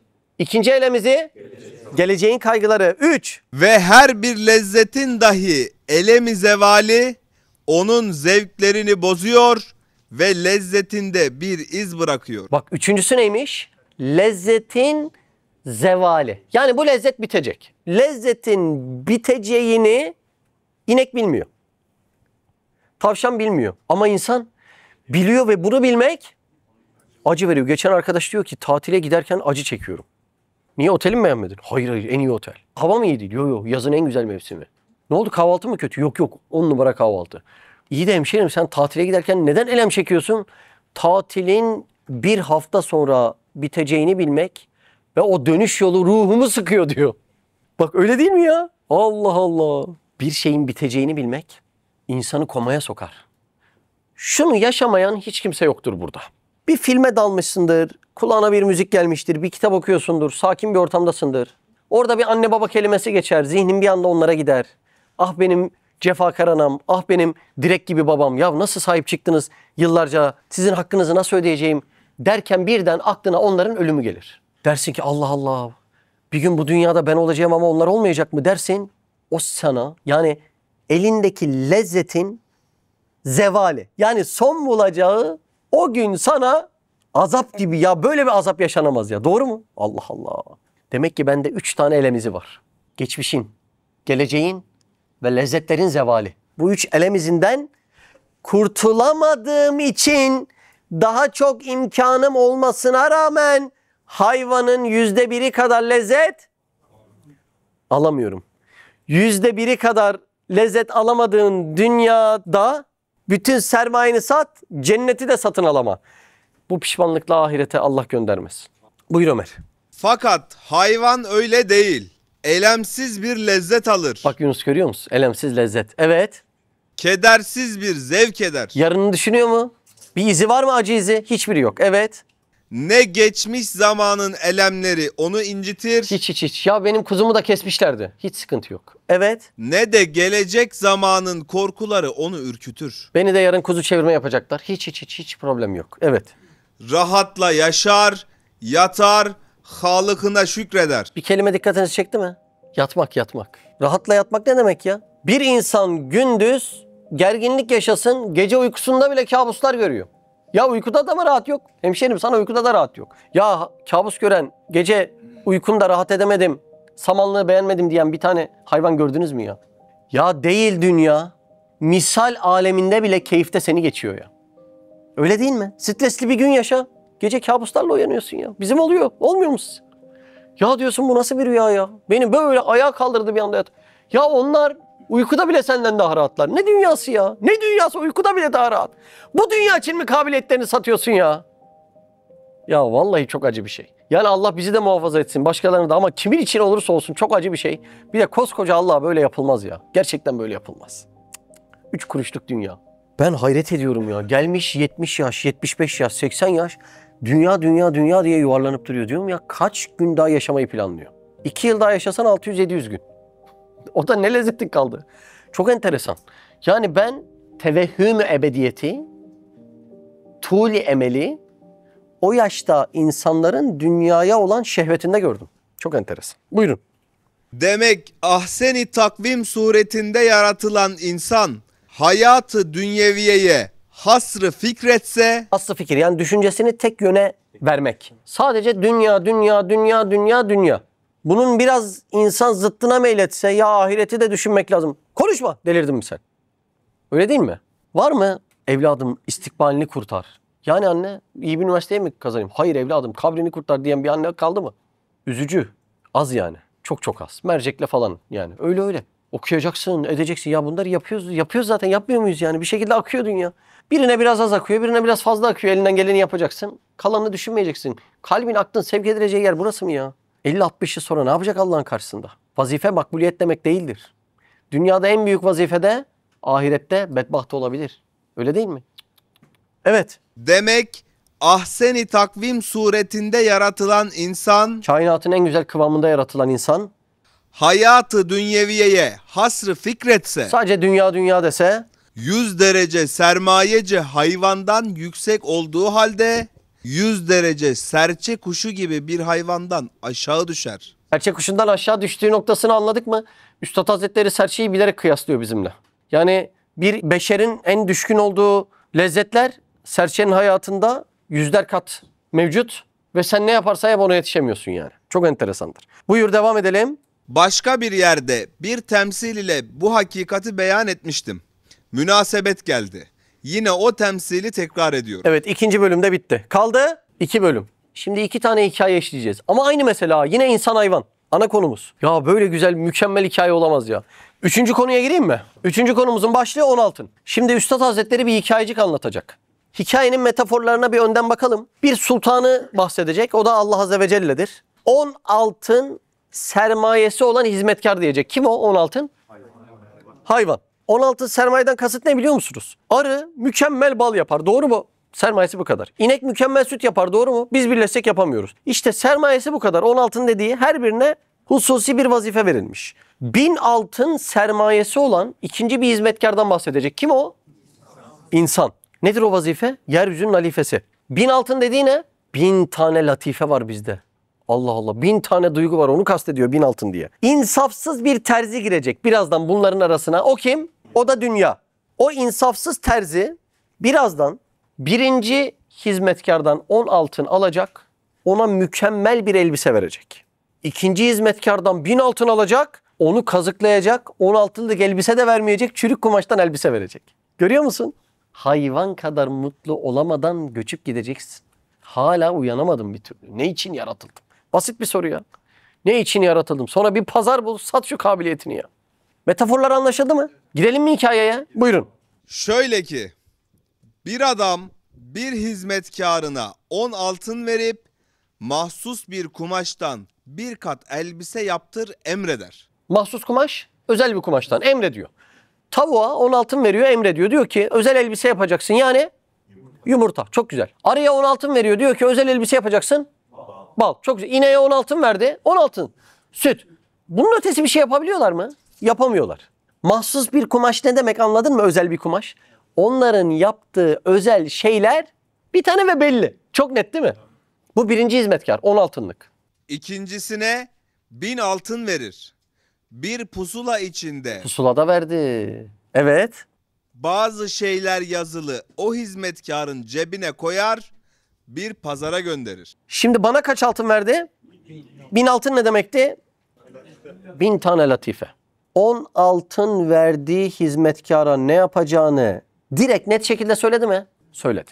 1000 altın verdiği hizmetkara ne yapacağını direkt net şekilde söyledi mi? Hayır, söylemedi. Çok güzel. Ne verdi ona? Bir tane pusula verdi. Senin işin bu birinci hizmetkar gibi değil. Bakın beyler. Pusulamız var. Pusulayı unutmayalım. Birinci hizmetkarda 10 altın var. İkinci hizmetkarda 1000 altın artı pusula, biliyorsunuz, küçük yazı yazan şey.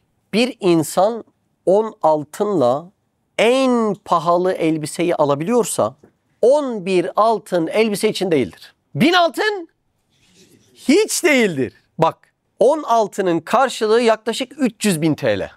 300 bin. Anormal bir elbise alınır 300 bin liraya, değil mi? Dünyanın böyle en özel elbisesi. 1000 altının karşılığı 30 milyon TL. Bu elbise için mi verilir bu para? Hayır. Dünyanın en üst elbisesi 300 bin TL ise dünyanın en üst seviye elbisesi. Bir adama 30 milyon TL verirsen bu asla elbise için değildir.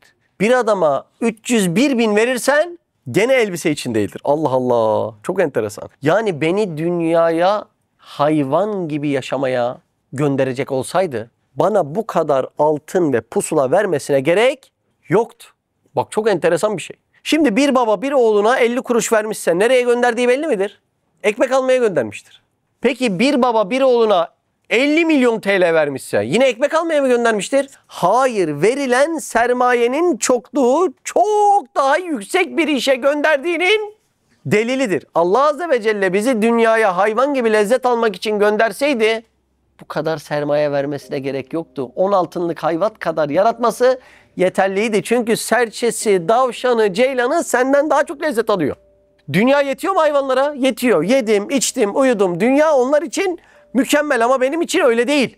Bana bu kadar fazla altını belli ki birinci hizmetkarla, hayvanlarla aynı işi yapayım diye vermedi. Askerde bir tane er, bir tane de albay. Rütbe farklılıkları, vazife farklılıklarını gösterir, değil mi? Birisi gelse dese ki ikiniz de kömür atın. Hoppa. Koca albay kömür atar mı? Mesela koca albayın attığı kömür daha mı güzel yanar? Hayır, hiç öyle olmaz. Demek ki buna verilen bu rütbe, bu vazife başka bir iş için. Asker gibi kömür atması için değildir. Buyurun devam edelim. Evvelki hizmetkar 10 altın ile âlâ kumaştan mükemmel bir elbise alır. Aldı mı? Tavuğun yumurtasında kusur görüyor musunuz? Ya kare yapsaydın dikdörtgen. İneğin sütünde problem görüyor musunuz? Mahsus ve mükemmel. Öyle mi? Buyurun. İkinci hizmetkar divanelik edip evvelki hizmetkara bakıp cebine konulan hesap pusulasını okumayarak bir dükkancıya 1000 altın vererek bir kat elbise istedi. Bakın beyler, aynı şeyleri tekrar ediyorum, konu çok önemli diye.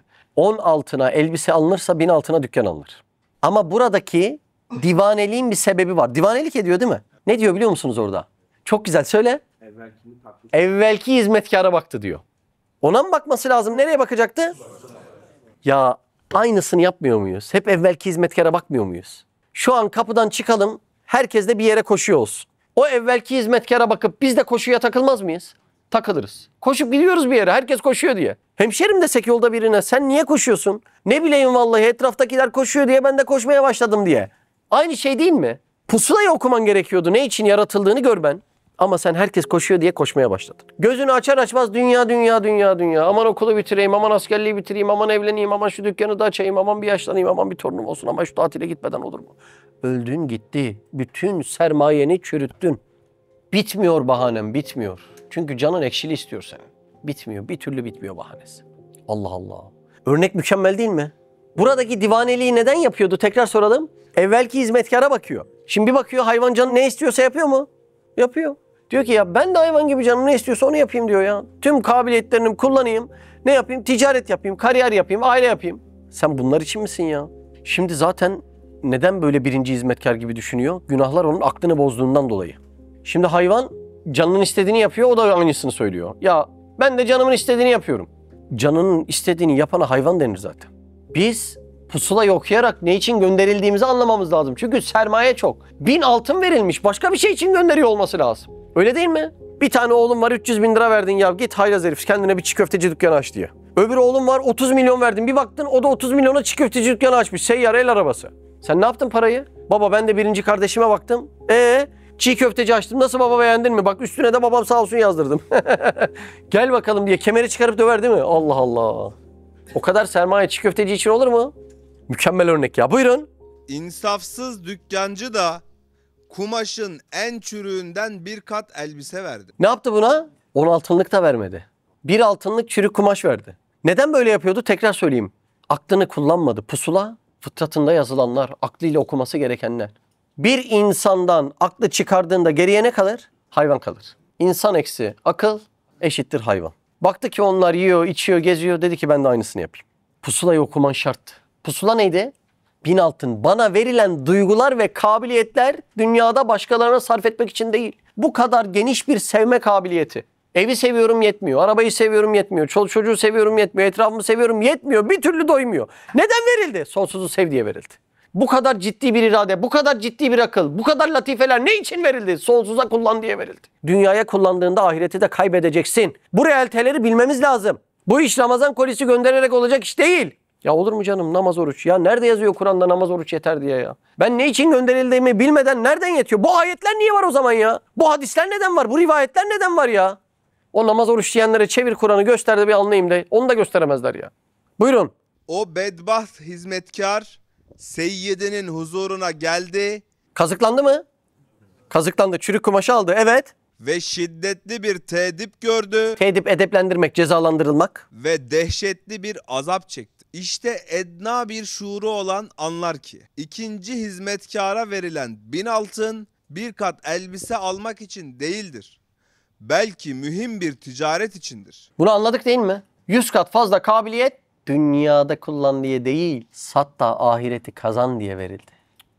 Ne ciddi hakikat ya. Evet. Aynen onun gibi insandaki cihazat-ı maneviye ve letaif-i insaniye ki her birisi hayvana nispeten 100 derece inbisat etmiş. Benim duygularım hayvandan geniş mi? Uyku hayvani bir ihtiyaç. Uykuyu bölüp namaz kılmak insani bir ihtiyaç. Benim ihtiyacım daha geniş. Doğru mu?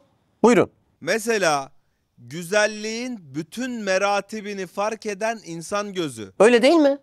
Kartalın gözü benden çok uzağa görüyor ama benim gibi güzelliğin inceliklerini anlayamıyor bir türlü. Bak kıyaslamalara bakın buyurun. ve taamların bütün çeşit çeşit ezvak-ı mahsusalarını temyiz eden insanın zaika-i lisaniyesi. İnek ne sever? Albayım ne veriyorsunuz ineklere? Ot veriyor değil mi? Sos yok. Ketçap yok değil mi? Makarna yok. Onlarda yok. Bunlar benim için bu incelikleri ben fark ediyorum ya. Biraz tuzu az olmuş. Tuz verir misin? Ya farka bak ya. Ne kadar istersin? Ya onu ben bilirim. Cık, cık, cık.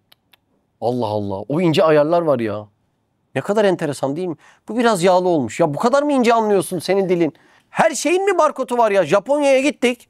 Garip garip şeyler yedirdiler. Orada şimdi yiyemiyorsun ya her eti meti. Böyle garip garip işte ot mot ne varsa. Ya dedim ki benim dilim bunu da anlar mı acaba? Çünkü daha önce hiç tatmadığım bir şey yedim yani. Dilime bir değdirdim. Dilimde bunun da barkodu var ya. Sen bu lezzeti nereden biliyorsun? Benden önce Japonya'ya mı geldin? Her şeyin barkodu var. Şu ince zevklere bakar mısınız? Her şeyin barkodu var ya. Her şeyin. Evet. Ve hakaikın bütün inceliklerine nüfuz eden insanın aklı Hakikatin boyutları vardır. Buna insan aklı nüfus eder. Evet. ve kemalatın bütün envaına müştak insanın kalbi gibi. Hangi hayvan ben gibi sevebilir? Mümkün değil ya, mümkün değil. Ya ölmüşü seviyor kalp ya. Hayvanda var mı böyle geniş bir kalp? Kabiliyet olarak ne kadar üstün olduğumu anlatıyor. Anladınız mı? Ya Rab bu kadar kabiliyet vermişsin. Kurban olayım şunlar kadar bir de rahat ver. %1'ini vermem diyor, %1'ini. %1'i kadar rahat vermiyorum diyor ya. Bir gece böyle bir anda kuzuyu yatağından alsalar. Hiç psikolojisi bozuluyor mu? Seni alsak yatağından bir anda. Bizim bir arkadaş vardı, racondu böyle. Ne zaman racon kesecek olsa seni yatağından aldırırım diyordu böyle. Bir anda bir adamı gece yatağından aldırsan adamın psikolojisi bozulur ya. Öyle değil mi? Hayvanda hiçbir şey fark etmiyor. Bu kadar fazla cihazların var. Şu hayvan gibi huzuru bulamıyorsun. Ya mükemmel bir mesele değil mi Allah aşkına ya? Devam. Kalbi gibi sair cihazları, aletleri nerede? Hayvanın pek basit, yalnız bir iki mertebe inkişaf etmiş aletleri nerede? Yalnız şu kadar fark var ki, hayvan kendine has bir amelde, münhasıran o hayvanda bir cihaz-ı mahsus ziyade inkişaf eder. Fakat o inkişaf hususidir. Hayvanlarda bizden gelişmiş özellikler var mı? Var, bir şey var. Kartalın uçuşu, tavuğun yumurtası, ineğin sütü. Balina kaç bin öteden sinyal alıyor. Peki benim kadar külli mi hayvan? Nerede? Hususi bir iki özellik. Evet. İnsanın cihazat cihetiyle zenginliği şu sırdandır ki, akıl ve fikir sebebiyle Bak bizim olayımız akılda düğümlendi, gördünüz mü? Evet. insanın hasseleri, duyguları fazla inkişaf Fazla gelişiyor, ve inbisat fazla genişliyor. peyda etmiştir. Ve ihtiyacatın kesreti sebebiyle çok çeşit çeşit hissiyat peyda olmuştur. Benim duygularım ne ölçüde gelişiyor? İhtiyacım ölçüsünde. İhtiyacım sonsuz. Evet. Ve hassasiyeti çok tenevvü etmiş. Hassasiyetim de çok çeşitlenmiştir. Yani çocukken mamamız gelmediğinde ağlıyorduk. Şimdi duamız gelmediği her şeye ağlıyoruz. Öyle değil mi? Çok hassaslaştık. Gün geçtikçe hassaslaştık. Evet. Ve fıtratın camiyeti sebebiyle pek çok makası da müteveccih arzulara medar olmuş. Ve pek çok vazife-i fıtriyesi bulunduğu sebebiyle alat ve cihazatı ziyade inbisat peyda etmiştir. Vazife arttıkça ne artar? Alet artar. Bir adam sizin evinize lavaboyu tamire gelse, anahtar pense getirse yeter mi? Aynı adam bir de elektriği tamir edecek olsa kontrol kalemi, kablo bant. Aynı adam bir de boyayacak olsa boya lazım, fırça lazım. En büyük vazife insanın olduğundan en fazla cihaz insanda var. Vazife çok vazife. Kalbinin ayrı bir sevme vazifesi var. Nerede? Aklının ayrı bir tefekkür vazifesi var. Gözünün ayrı bir müşahede vazifesi var. Ruhumuzda 1000 tane duygu var ya.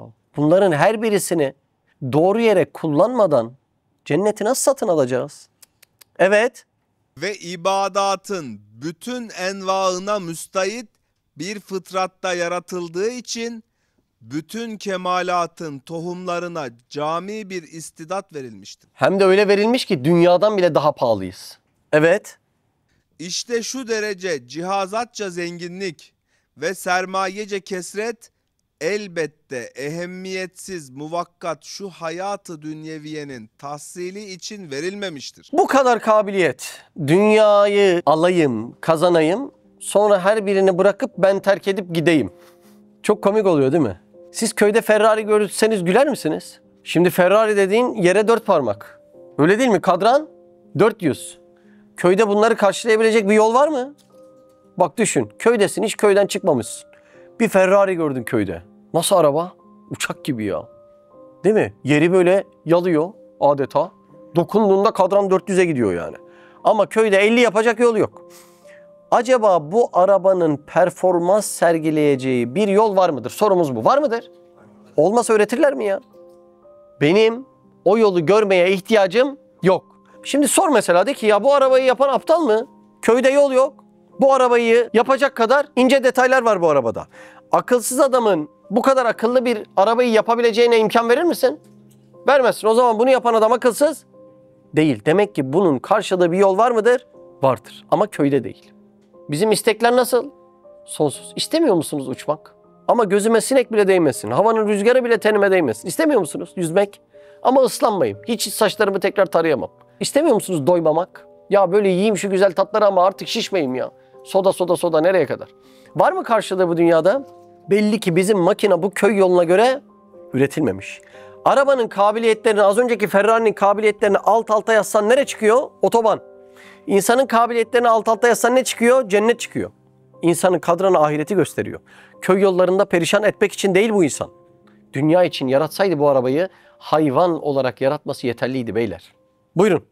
Belki şöyle bir insanın vazife-i asliyesi, nihayetsiz makasıda müteveccih vezaifini görüp, acz ve fakr ve kusurunu ubudiyet suretinde ilan etmek ve külli nazarıyla mevcudatın tesbihatını müşahede ederek Şimdi mevcudatta cüz'i nazar var. Dar demek bu yani.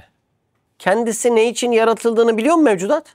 Onlar kendilerinin bile farkında değil. Ne gibi? Saat gibi. Kendisini bildirir ama kendisi bilmez. Allah'ı bildirir ama Allah'ı bilmez. Neden? Cüz'i nazar. İnsanda külli nazar var. Çok kapsamlıdır yani insanın yaratılışı. Kabiliyetlere bak. Hala şaşkınım. Bu kadar kabiliyetim var, bir lezzet alamıyorum. Her şey var. Bir lezzet yok ya. Allah Allah, olaya bak. Devam. ve nimetler içinde imdadat-ı rahmaniyeyi görüp şükretmek ve masnuatta kudret-i Rabbaniye'nin mucizatını temaşa ederek nazarı ibretle tefekkür etmektir. Evet. Son örnek tren örneği. Önce bir metaforlara bakalım. Han dediği metafor çok enteresan. Üstad Hazretlerinin İstanbul'daki hayatı. Çok ilginç. 60 altın dediği ömür. Tünel dediği dünya, girdi ve çıkacak. Şimendifer dediği, yani bindiği tren, zaman treni, asla durmuyor. Yani zaman trenine bindim, dünya tüneline girdim. Birazdan trenden elini çıkaracak, elini koparacak bazı çiçekler ve meyveler olacak. Onlar nedir acaba? Onlar da gayrimeşru lezzetler. Hikayemize başlayalım mı? Biraz kafanızda oturduysa. Buyurun. Ey dünya perest ve hayatı dünyeviyeye aşık ve sırrı ahseni takvimden gafil insan. Yani ne için yaratıldığını unutan, neyi var neyi yok, bütün kabiliyetleriyle, aklıyla, ruhuyla, kalbiyle dünyaya saldıran insan. Çok sevdiğiniz biri maddeten yanınızda olsa ama ruhunu, kalbini size vermese bir ayar oluyorsunuz değil mi? Ya hemşerim bir konuşsana, bir tatlı söz söylesene, bir canım desene, nasılsın desene, gülüm desene, bir şey değil mi? İnsan onları bekliyor yani oradan. Şimdi madden güya namazda, oruçta, Allah'ta gibi ama ruhunu dükkana sattın. Kalbini dükkana sattın, aklını, fikrini dünyaya sattın. Bakın bunlar Allah Azze ve Celle'ye bir hakaret noktasına varan meseleler. Onu anlatmaya çalışıyorum yani. Zaten onu anlayalım diye şuunattan bize vermiş. Doğru mu? Buyurun. Şu hayatı dünyeviyenin hakikatını bir vakayı hayaliyede eski Said görmüş. Onu yeni Said'e döndürmüş olan şu vakayı temsiliyeyi dinle. Çok inanılmaz bir şey söyledi. Farkında mısınız? Üstad Hazretlerine eski Said'den yeni Said'e döndüren, yani hayatının metodolojisini tamamen değiştiren olay bu tren olayıymış. Çok enteresan bir şey. Vakayı hayaliye. Hayalinde bir vaka. Bakın çok ilginçtir. Yani bu bizim hayatımızda dinledikten sonra hiçbir değişiklik yapmıyorsa bizde hastalık var demek. Buraları kabullenelim. Bakın bizim olayımız ahirette beraatimizi elimize alma çabası. Hastalıklıysak da oraya varmadan önce hastalığımızı teşhis edelim. Kurtulalım. Ben diyorum ki üstadı birden ikiye çeviren hadise benim hayatımda dinledikten sonra yarın öbür gün hiçbir şey değiştirmiyorsa bende yoğun hastalık vardır. Yoğun bakıma yatmam lazım. Dikkat edelim. Buyurun. Gördüm ki ben bir yolcuyum. Uzun bir yola gidiyorum. Yani gönderiliyorum. Seyyidim olan zat bana tahsis ettiği 60 altından tedricen birer miktar para veriyordu. 66 nedir? 60 yıllık ömür. Neden tedricen veriyor? Çünkü yarını henüz vermedi. Yarını verince de bugünü geri alıyor. Niye tedricen dediğini anladınız mı?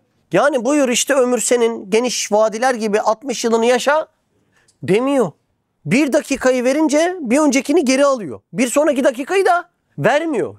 Çok sıkışığız, farkında mısınız? Çok darız yani, çok darız. Yani az önceki yarım saat, geçmişteki yarım saat ömür boyu geçti gitti.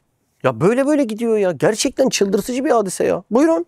Ben de sarf edip pek eğlenceli bir hana geldim. Han dediği yer neresi? Üstad Hazretleri'nin İstanbul hayatı. Eğlenceli deme sebebi nedir?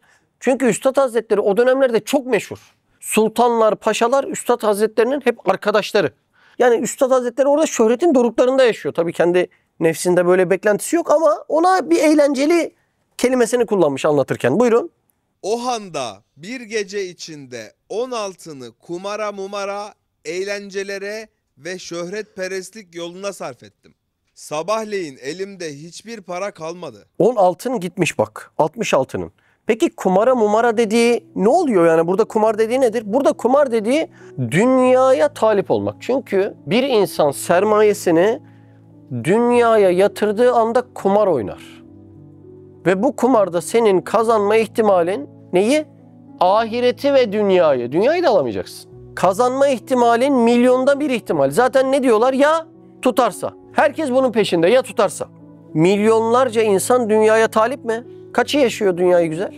Bütün dünyanın %99'u %1'ini dünyada memnun ve rahat etmek için çalışıyor. Doğru mu? Ama herkes talip mi? Herkes talip. Herkes hayatıyla kumar oynuyor. Kumar dediği bu, anladınız mı? Yani sen bütün ömrünü dünyaya vereceksin. Oradan da verdiğin sermaye ahirete sekecek. Milyonda bir ihtimal. Milyonda bir ihtimal. O da niyetinden, yaptığın bir amelden Allah Azze ve Celle razı gelecek de seni çekecek yani. Dünya hayatı kumar kumar. Milyonda bir. Kurtuluş milyonda bir. Buyurun. Bir ticaret edemedim. Gideceğim yer için bir mal alamadım. Handaydı. 60 altını vardı. Onunu bir gecede tüketti. Kumara mumara verdi. Şimdi de diyor ki bir ticaret edemedim. Gideceğim yere de mal alamadım. Çünkü bir insana sermaye harcaması için verilmez. Onu yatırım yapıp daha çok arttırması için verilir. Sermaye harcamak için verilmez. Yatırım yapıp arttırmak için verilir. Buyurun. Yalnız o paradan bana kalan elemler, günahlar ve eğlenceden gelen yaralar, bereler, kederler benim elimde kalmış. Neden böyle diyor? Çünkü zevali lezzet elemdir. Yani ben bir güzelliği bitirdiğim anda ne gelir arkasında?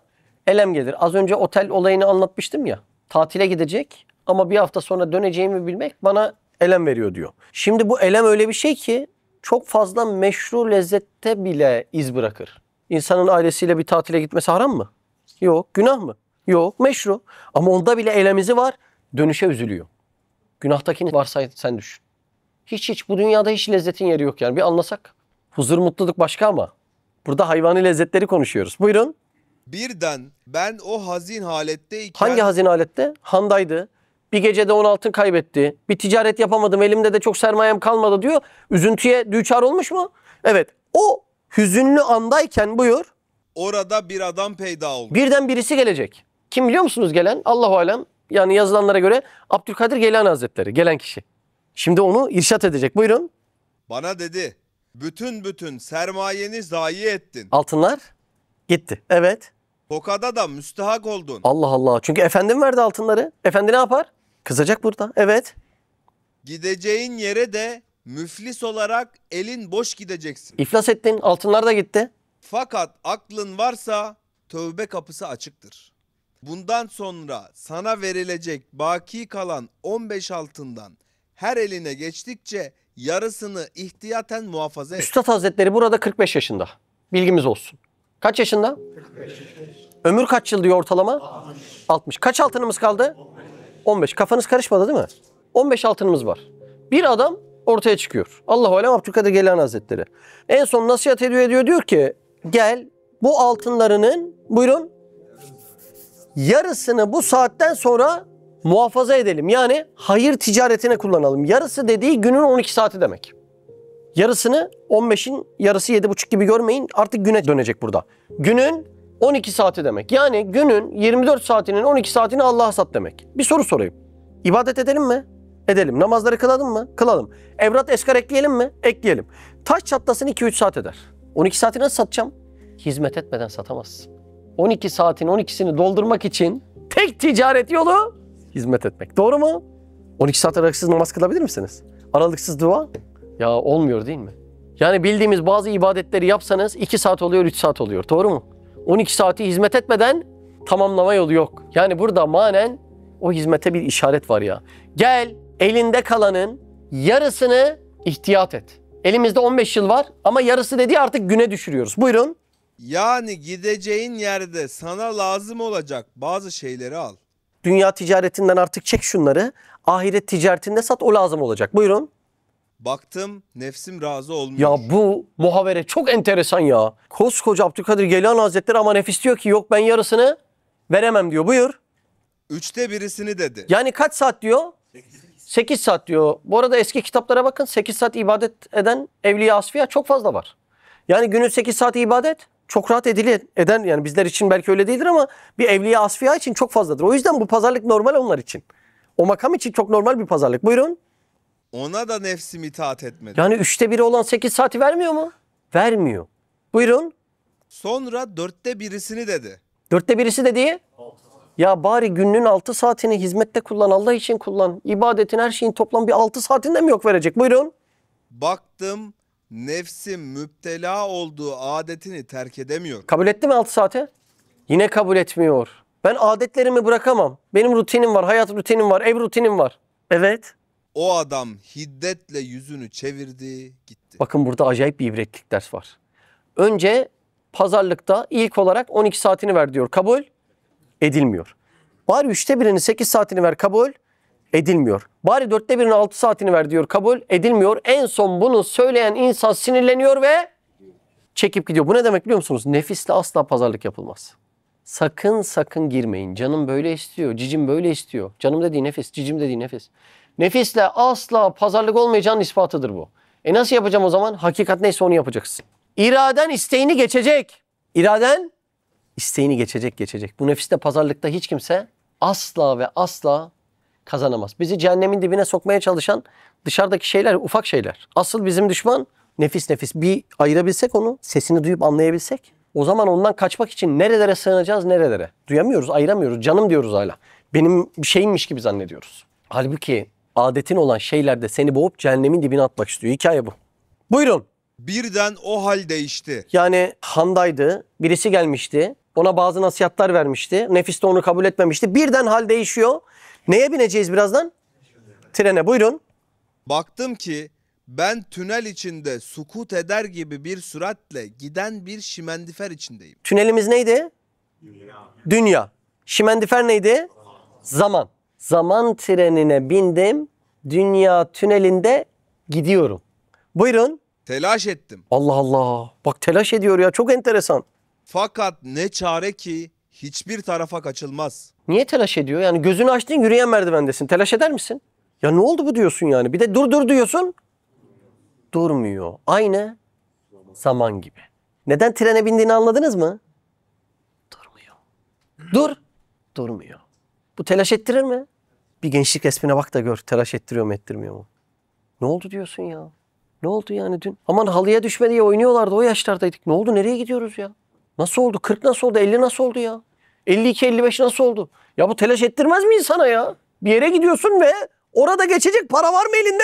Bu sende belli değil, bu adama telaş ettirmez mi? Evet. Garaipten olarak o şimendiferin iki tarafında pek cazibedar çiçekler, leziz meyveler görünüyordu. Trendeyim. Çok garip bir şey oldu. Camdan bir bakıyorum. Lezzetli meyveler ve güzel çiçekler gözüktü camlarımdan. Evet. O çiçekler neydi? Gayrimeşru lezzetler. Özelliği neydi? Bir üzüm tanesi yedirir, 10 tokat vurur. Buyurun. Ben de akılsız acemiler gibi onlara bakıp elimi uzattım. Yani bu tren nereye gidiyor diye düşünmem lazımken beni dünyada oyalayan helal haram hepsi gayrimeşru. Çünkü daldın yani, pencereden bir bakıyorsun trenin gittiği yeri sana unutturdu. Sen de o süratle, zaman hızıyla giderken onlara sahip olmaya çalışıyorsun. Nefis ve enaniyet var ya. Sahip olmaya çalışıp elimi uzattım. O çiçekleri koparmak, o meyveleri almak için çalıştım. Buyur. Fakat o çiçekler ve meyveler dikenli mikenli. Bak şimdi nasıl çıktı çiçek meyve? Dikenli çıktı. Mülakatında, yani kavuşmasında elime batıyor, kanatıyor. Öyle olmuyor mu ya? Bak ne diyorum az önce, tatil eline geçmiş gene elimi kanattı diyor. Demiyor mu ya? Bir hafta sonra ayrılık var diyor. Kavuşmasında bile canını yakıyor ya. İnsana en tatlı gelen evlattır. Hadi bakalım bir dikenlerini konuşalım desek, öyle mi? Canı acıtan meseleler var ya. Buyurun. Çimendiferin gitmesiyle müfarakatından elimi parçalıyorlar. Bu sefer de ayrılıyor ya. Ayrılınca ne olur diken çekilince? Parçalıyor. Bana pek bağlıya düşüyorlar. Daha bir de buradan hastaneye git, onun masrafları. Tren süratle gittiği için elini neye atsan ondan ayrılıyorsun ve o senin elini parçalıyor. Bakın 26. lemadan bir şey okumam lazım. Eğer dostlardan müfarekat ne demek? Firak, yani ayrılık değil mi? Dostlardan müfarekat olmasaydı ölüm ruhlarımızı yol bulamazdı ki gelsin alsın. Cümleye bak ya. Yani ayrılık olmasa ölüm benim canımı acıtamazdı diyor. Cümleye bakar mısın ya? Demek en ziyade insan öldüren ahbaptan müfarekattır. Evet, hiçbir şey beni o vaziyet kadar yandırmamış, ağlatmamış. Eğer Kur'an'dan, imandan medet gelmeseydi o gam, o keder, o hüzün ruhumu uçuracak gibi tesirat yapacaklardı. Şimdi kavuşmakta bir lezzet var. Hanım, çocuk, mal, mülk, araba, tatil.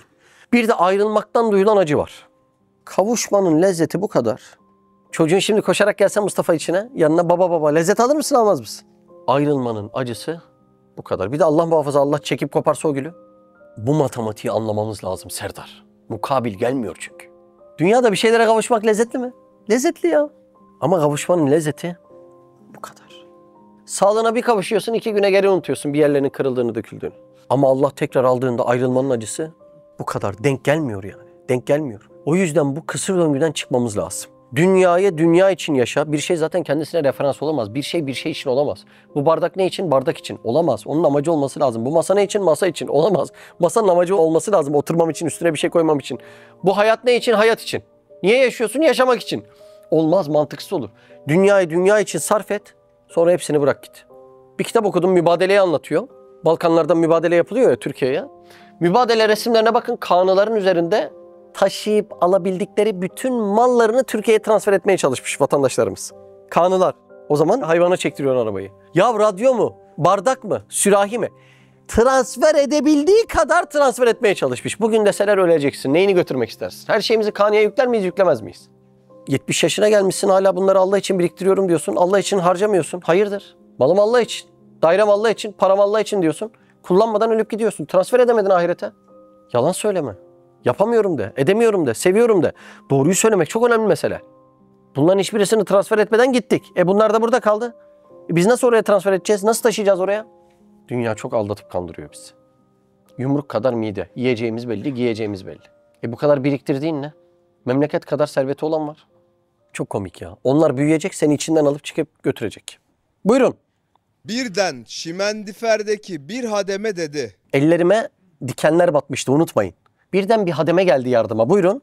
5 kuruş ver, sana o çiçek ve meyvelerden istediğin kadar vereceğim. Ne koparmaya çalışıyorsun ya? Bende 5 kuruşluk var. Nedir 5 kuruşluk ver dediği? Helal lezzetler. Evet.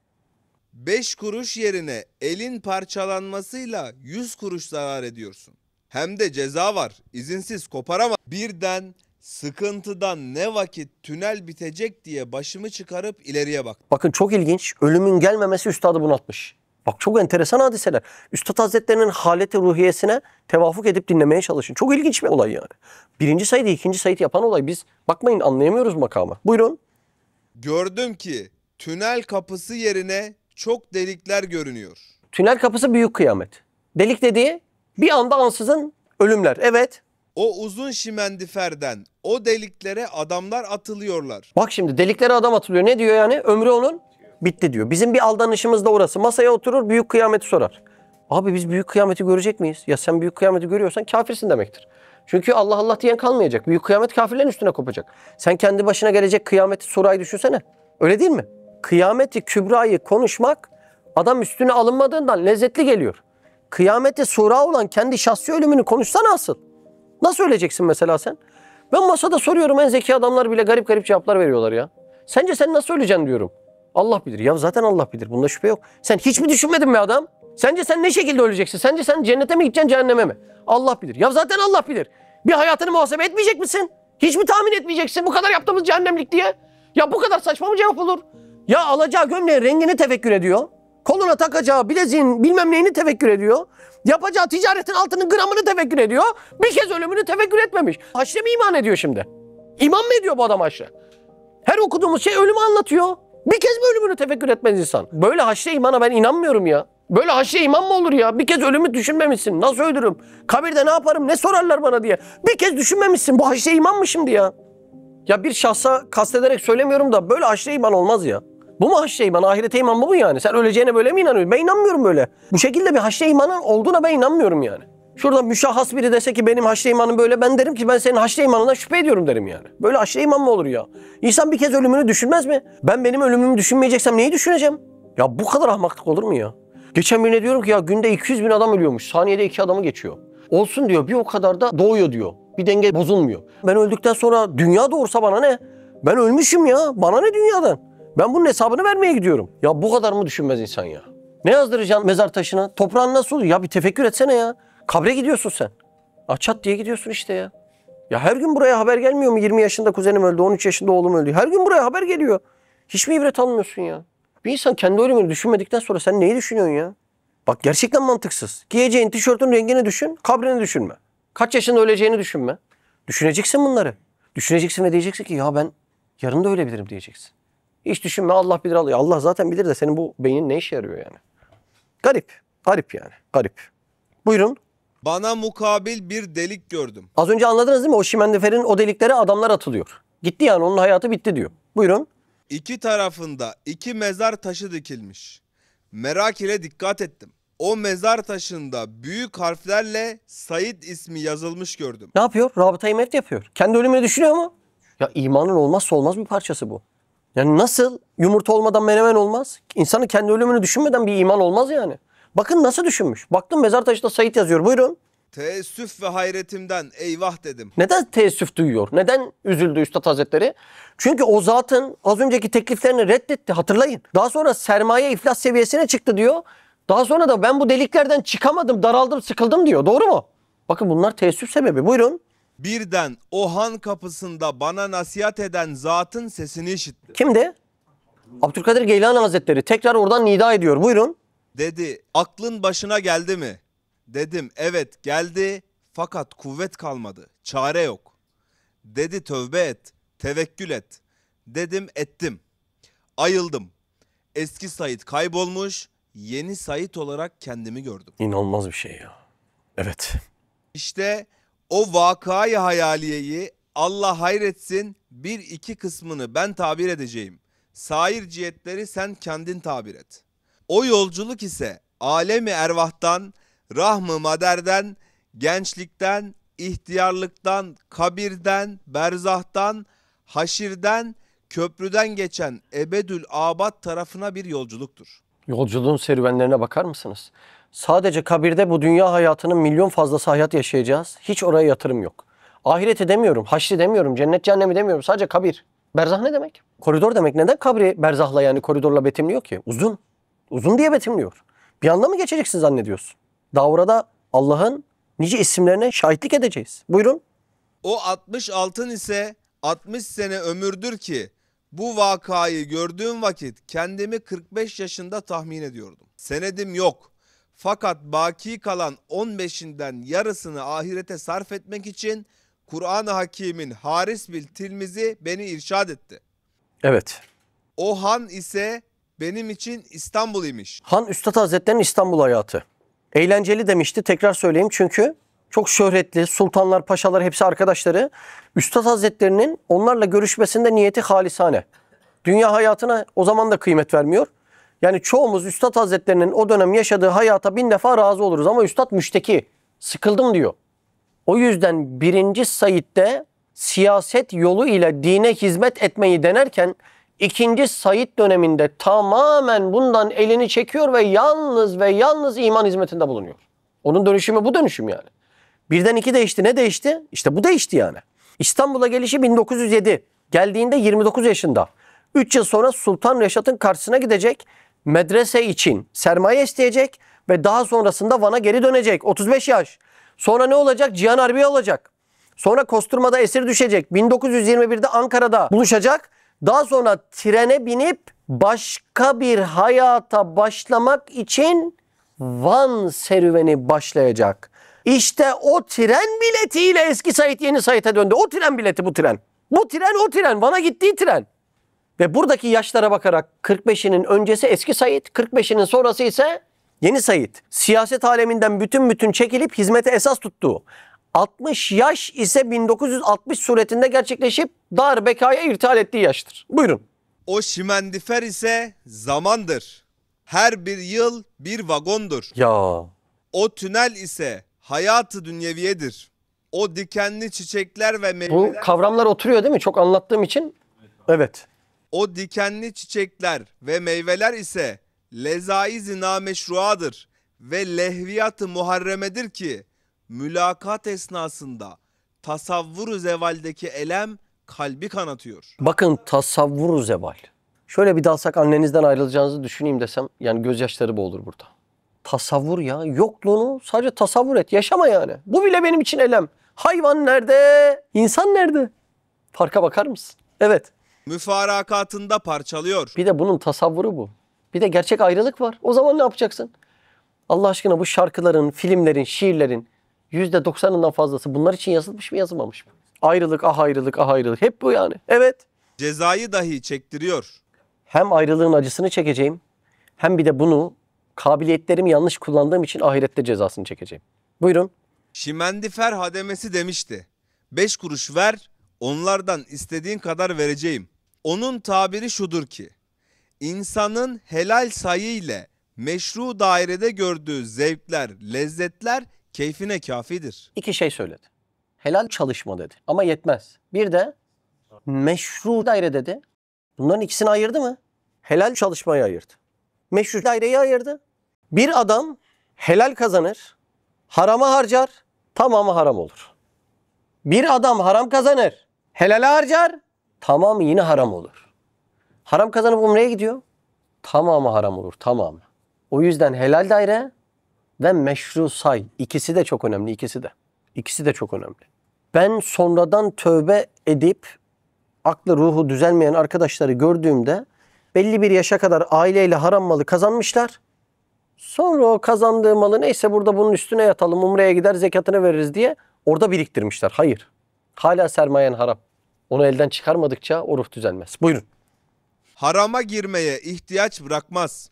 Sair kısımları sen tabir edebilirsin. Ya aynı böyle hayal, aynı böyle vaka, aynı böyle ölümü hatırlatan fırsatlar farklı sebeplerin eliyle bizlerin kapısına da defalarca geliyor.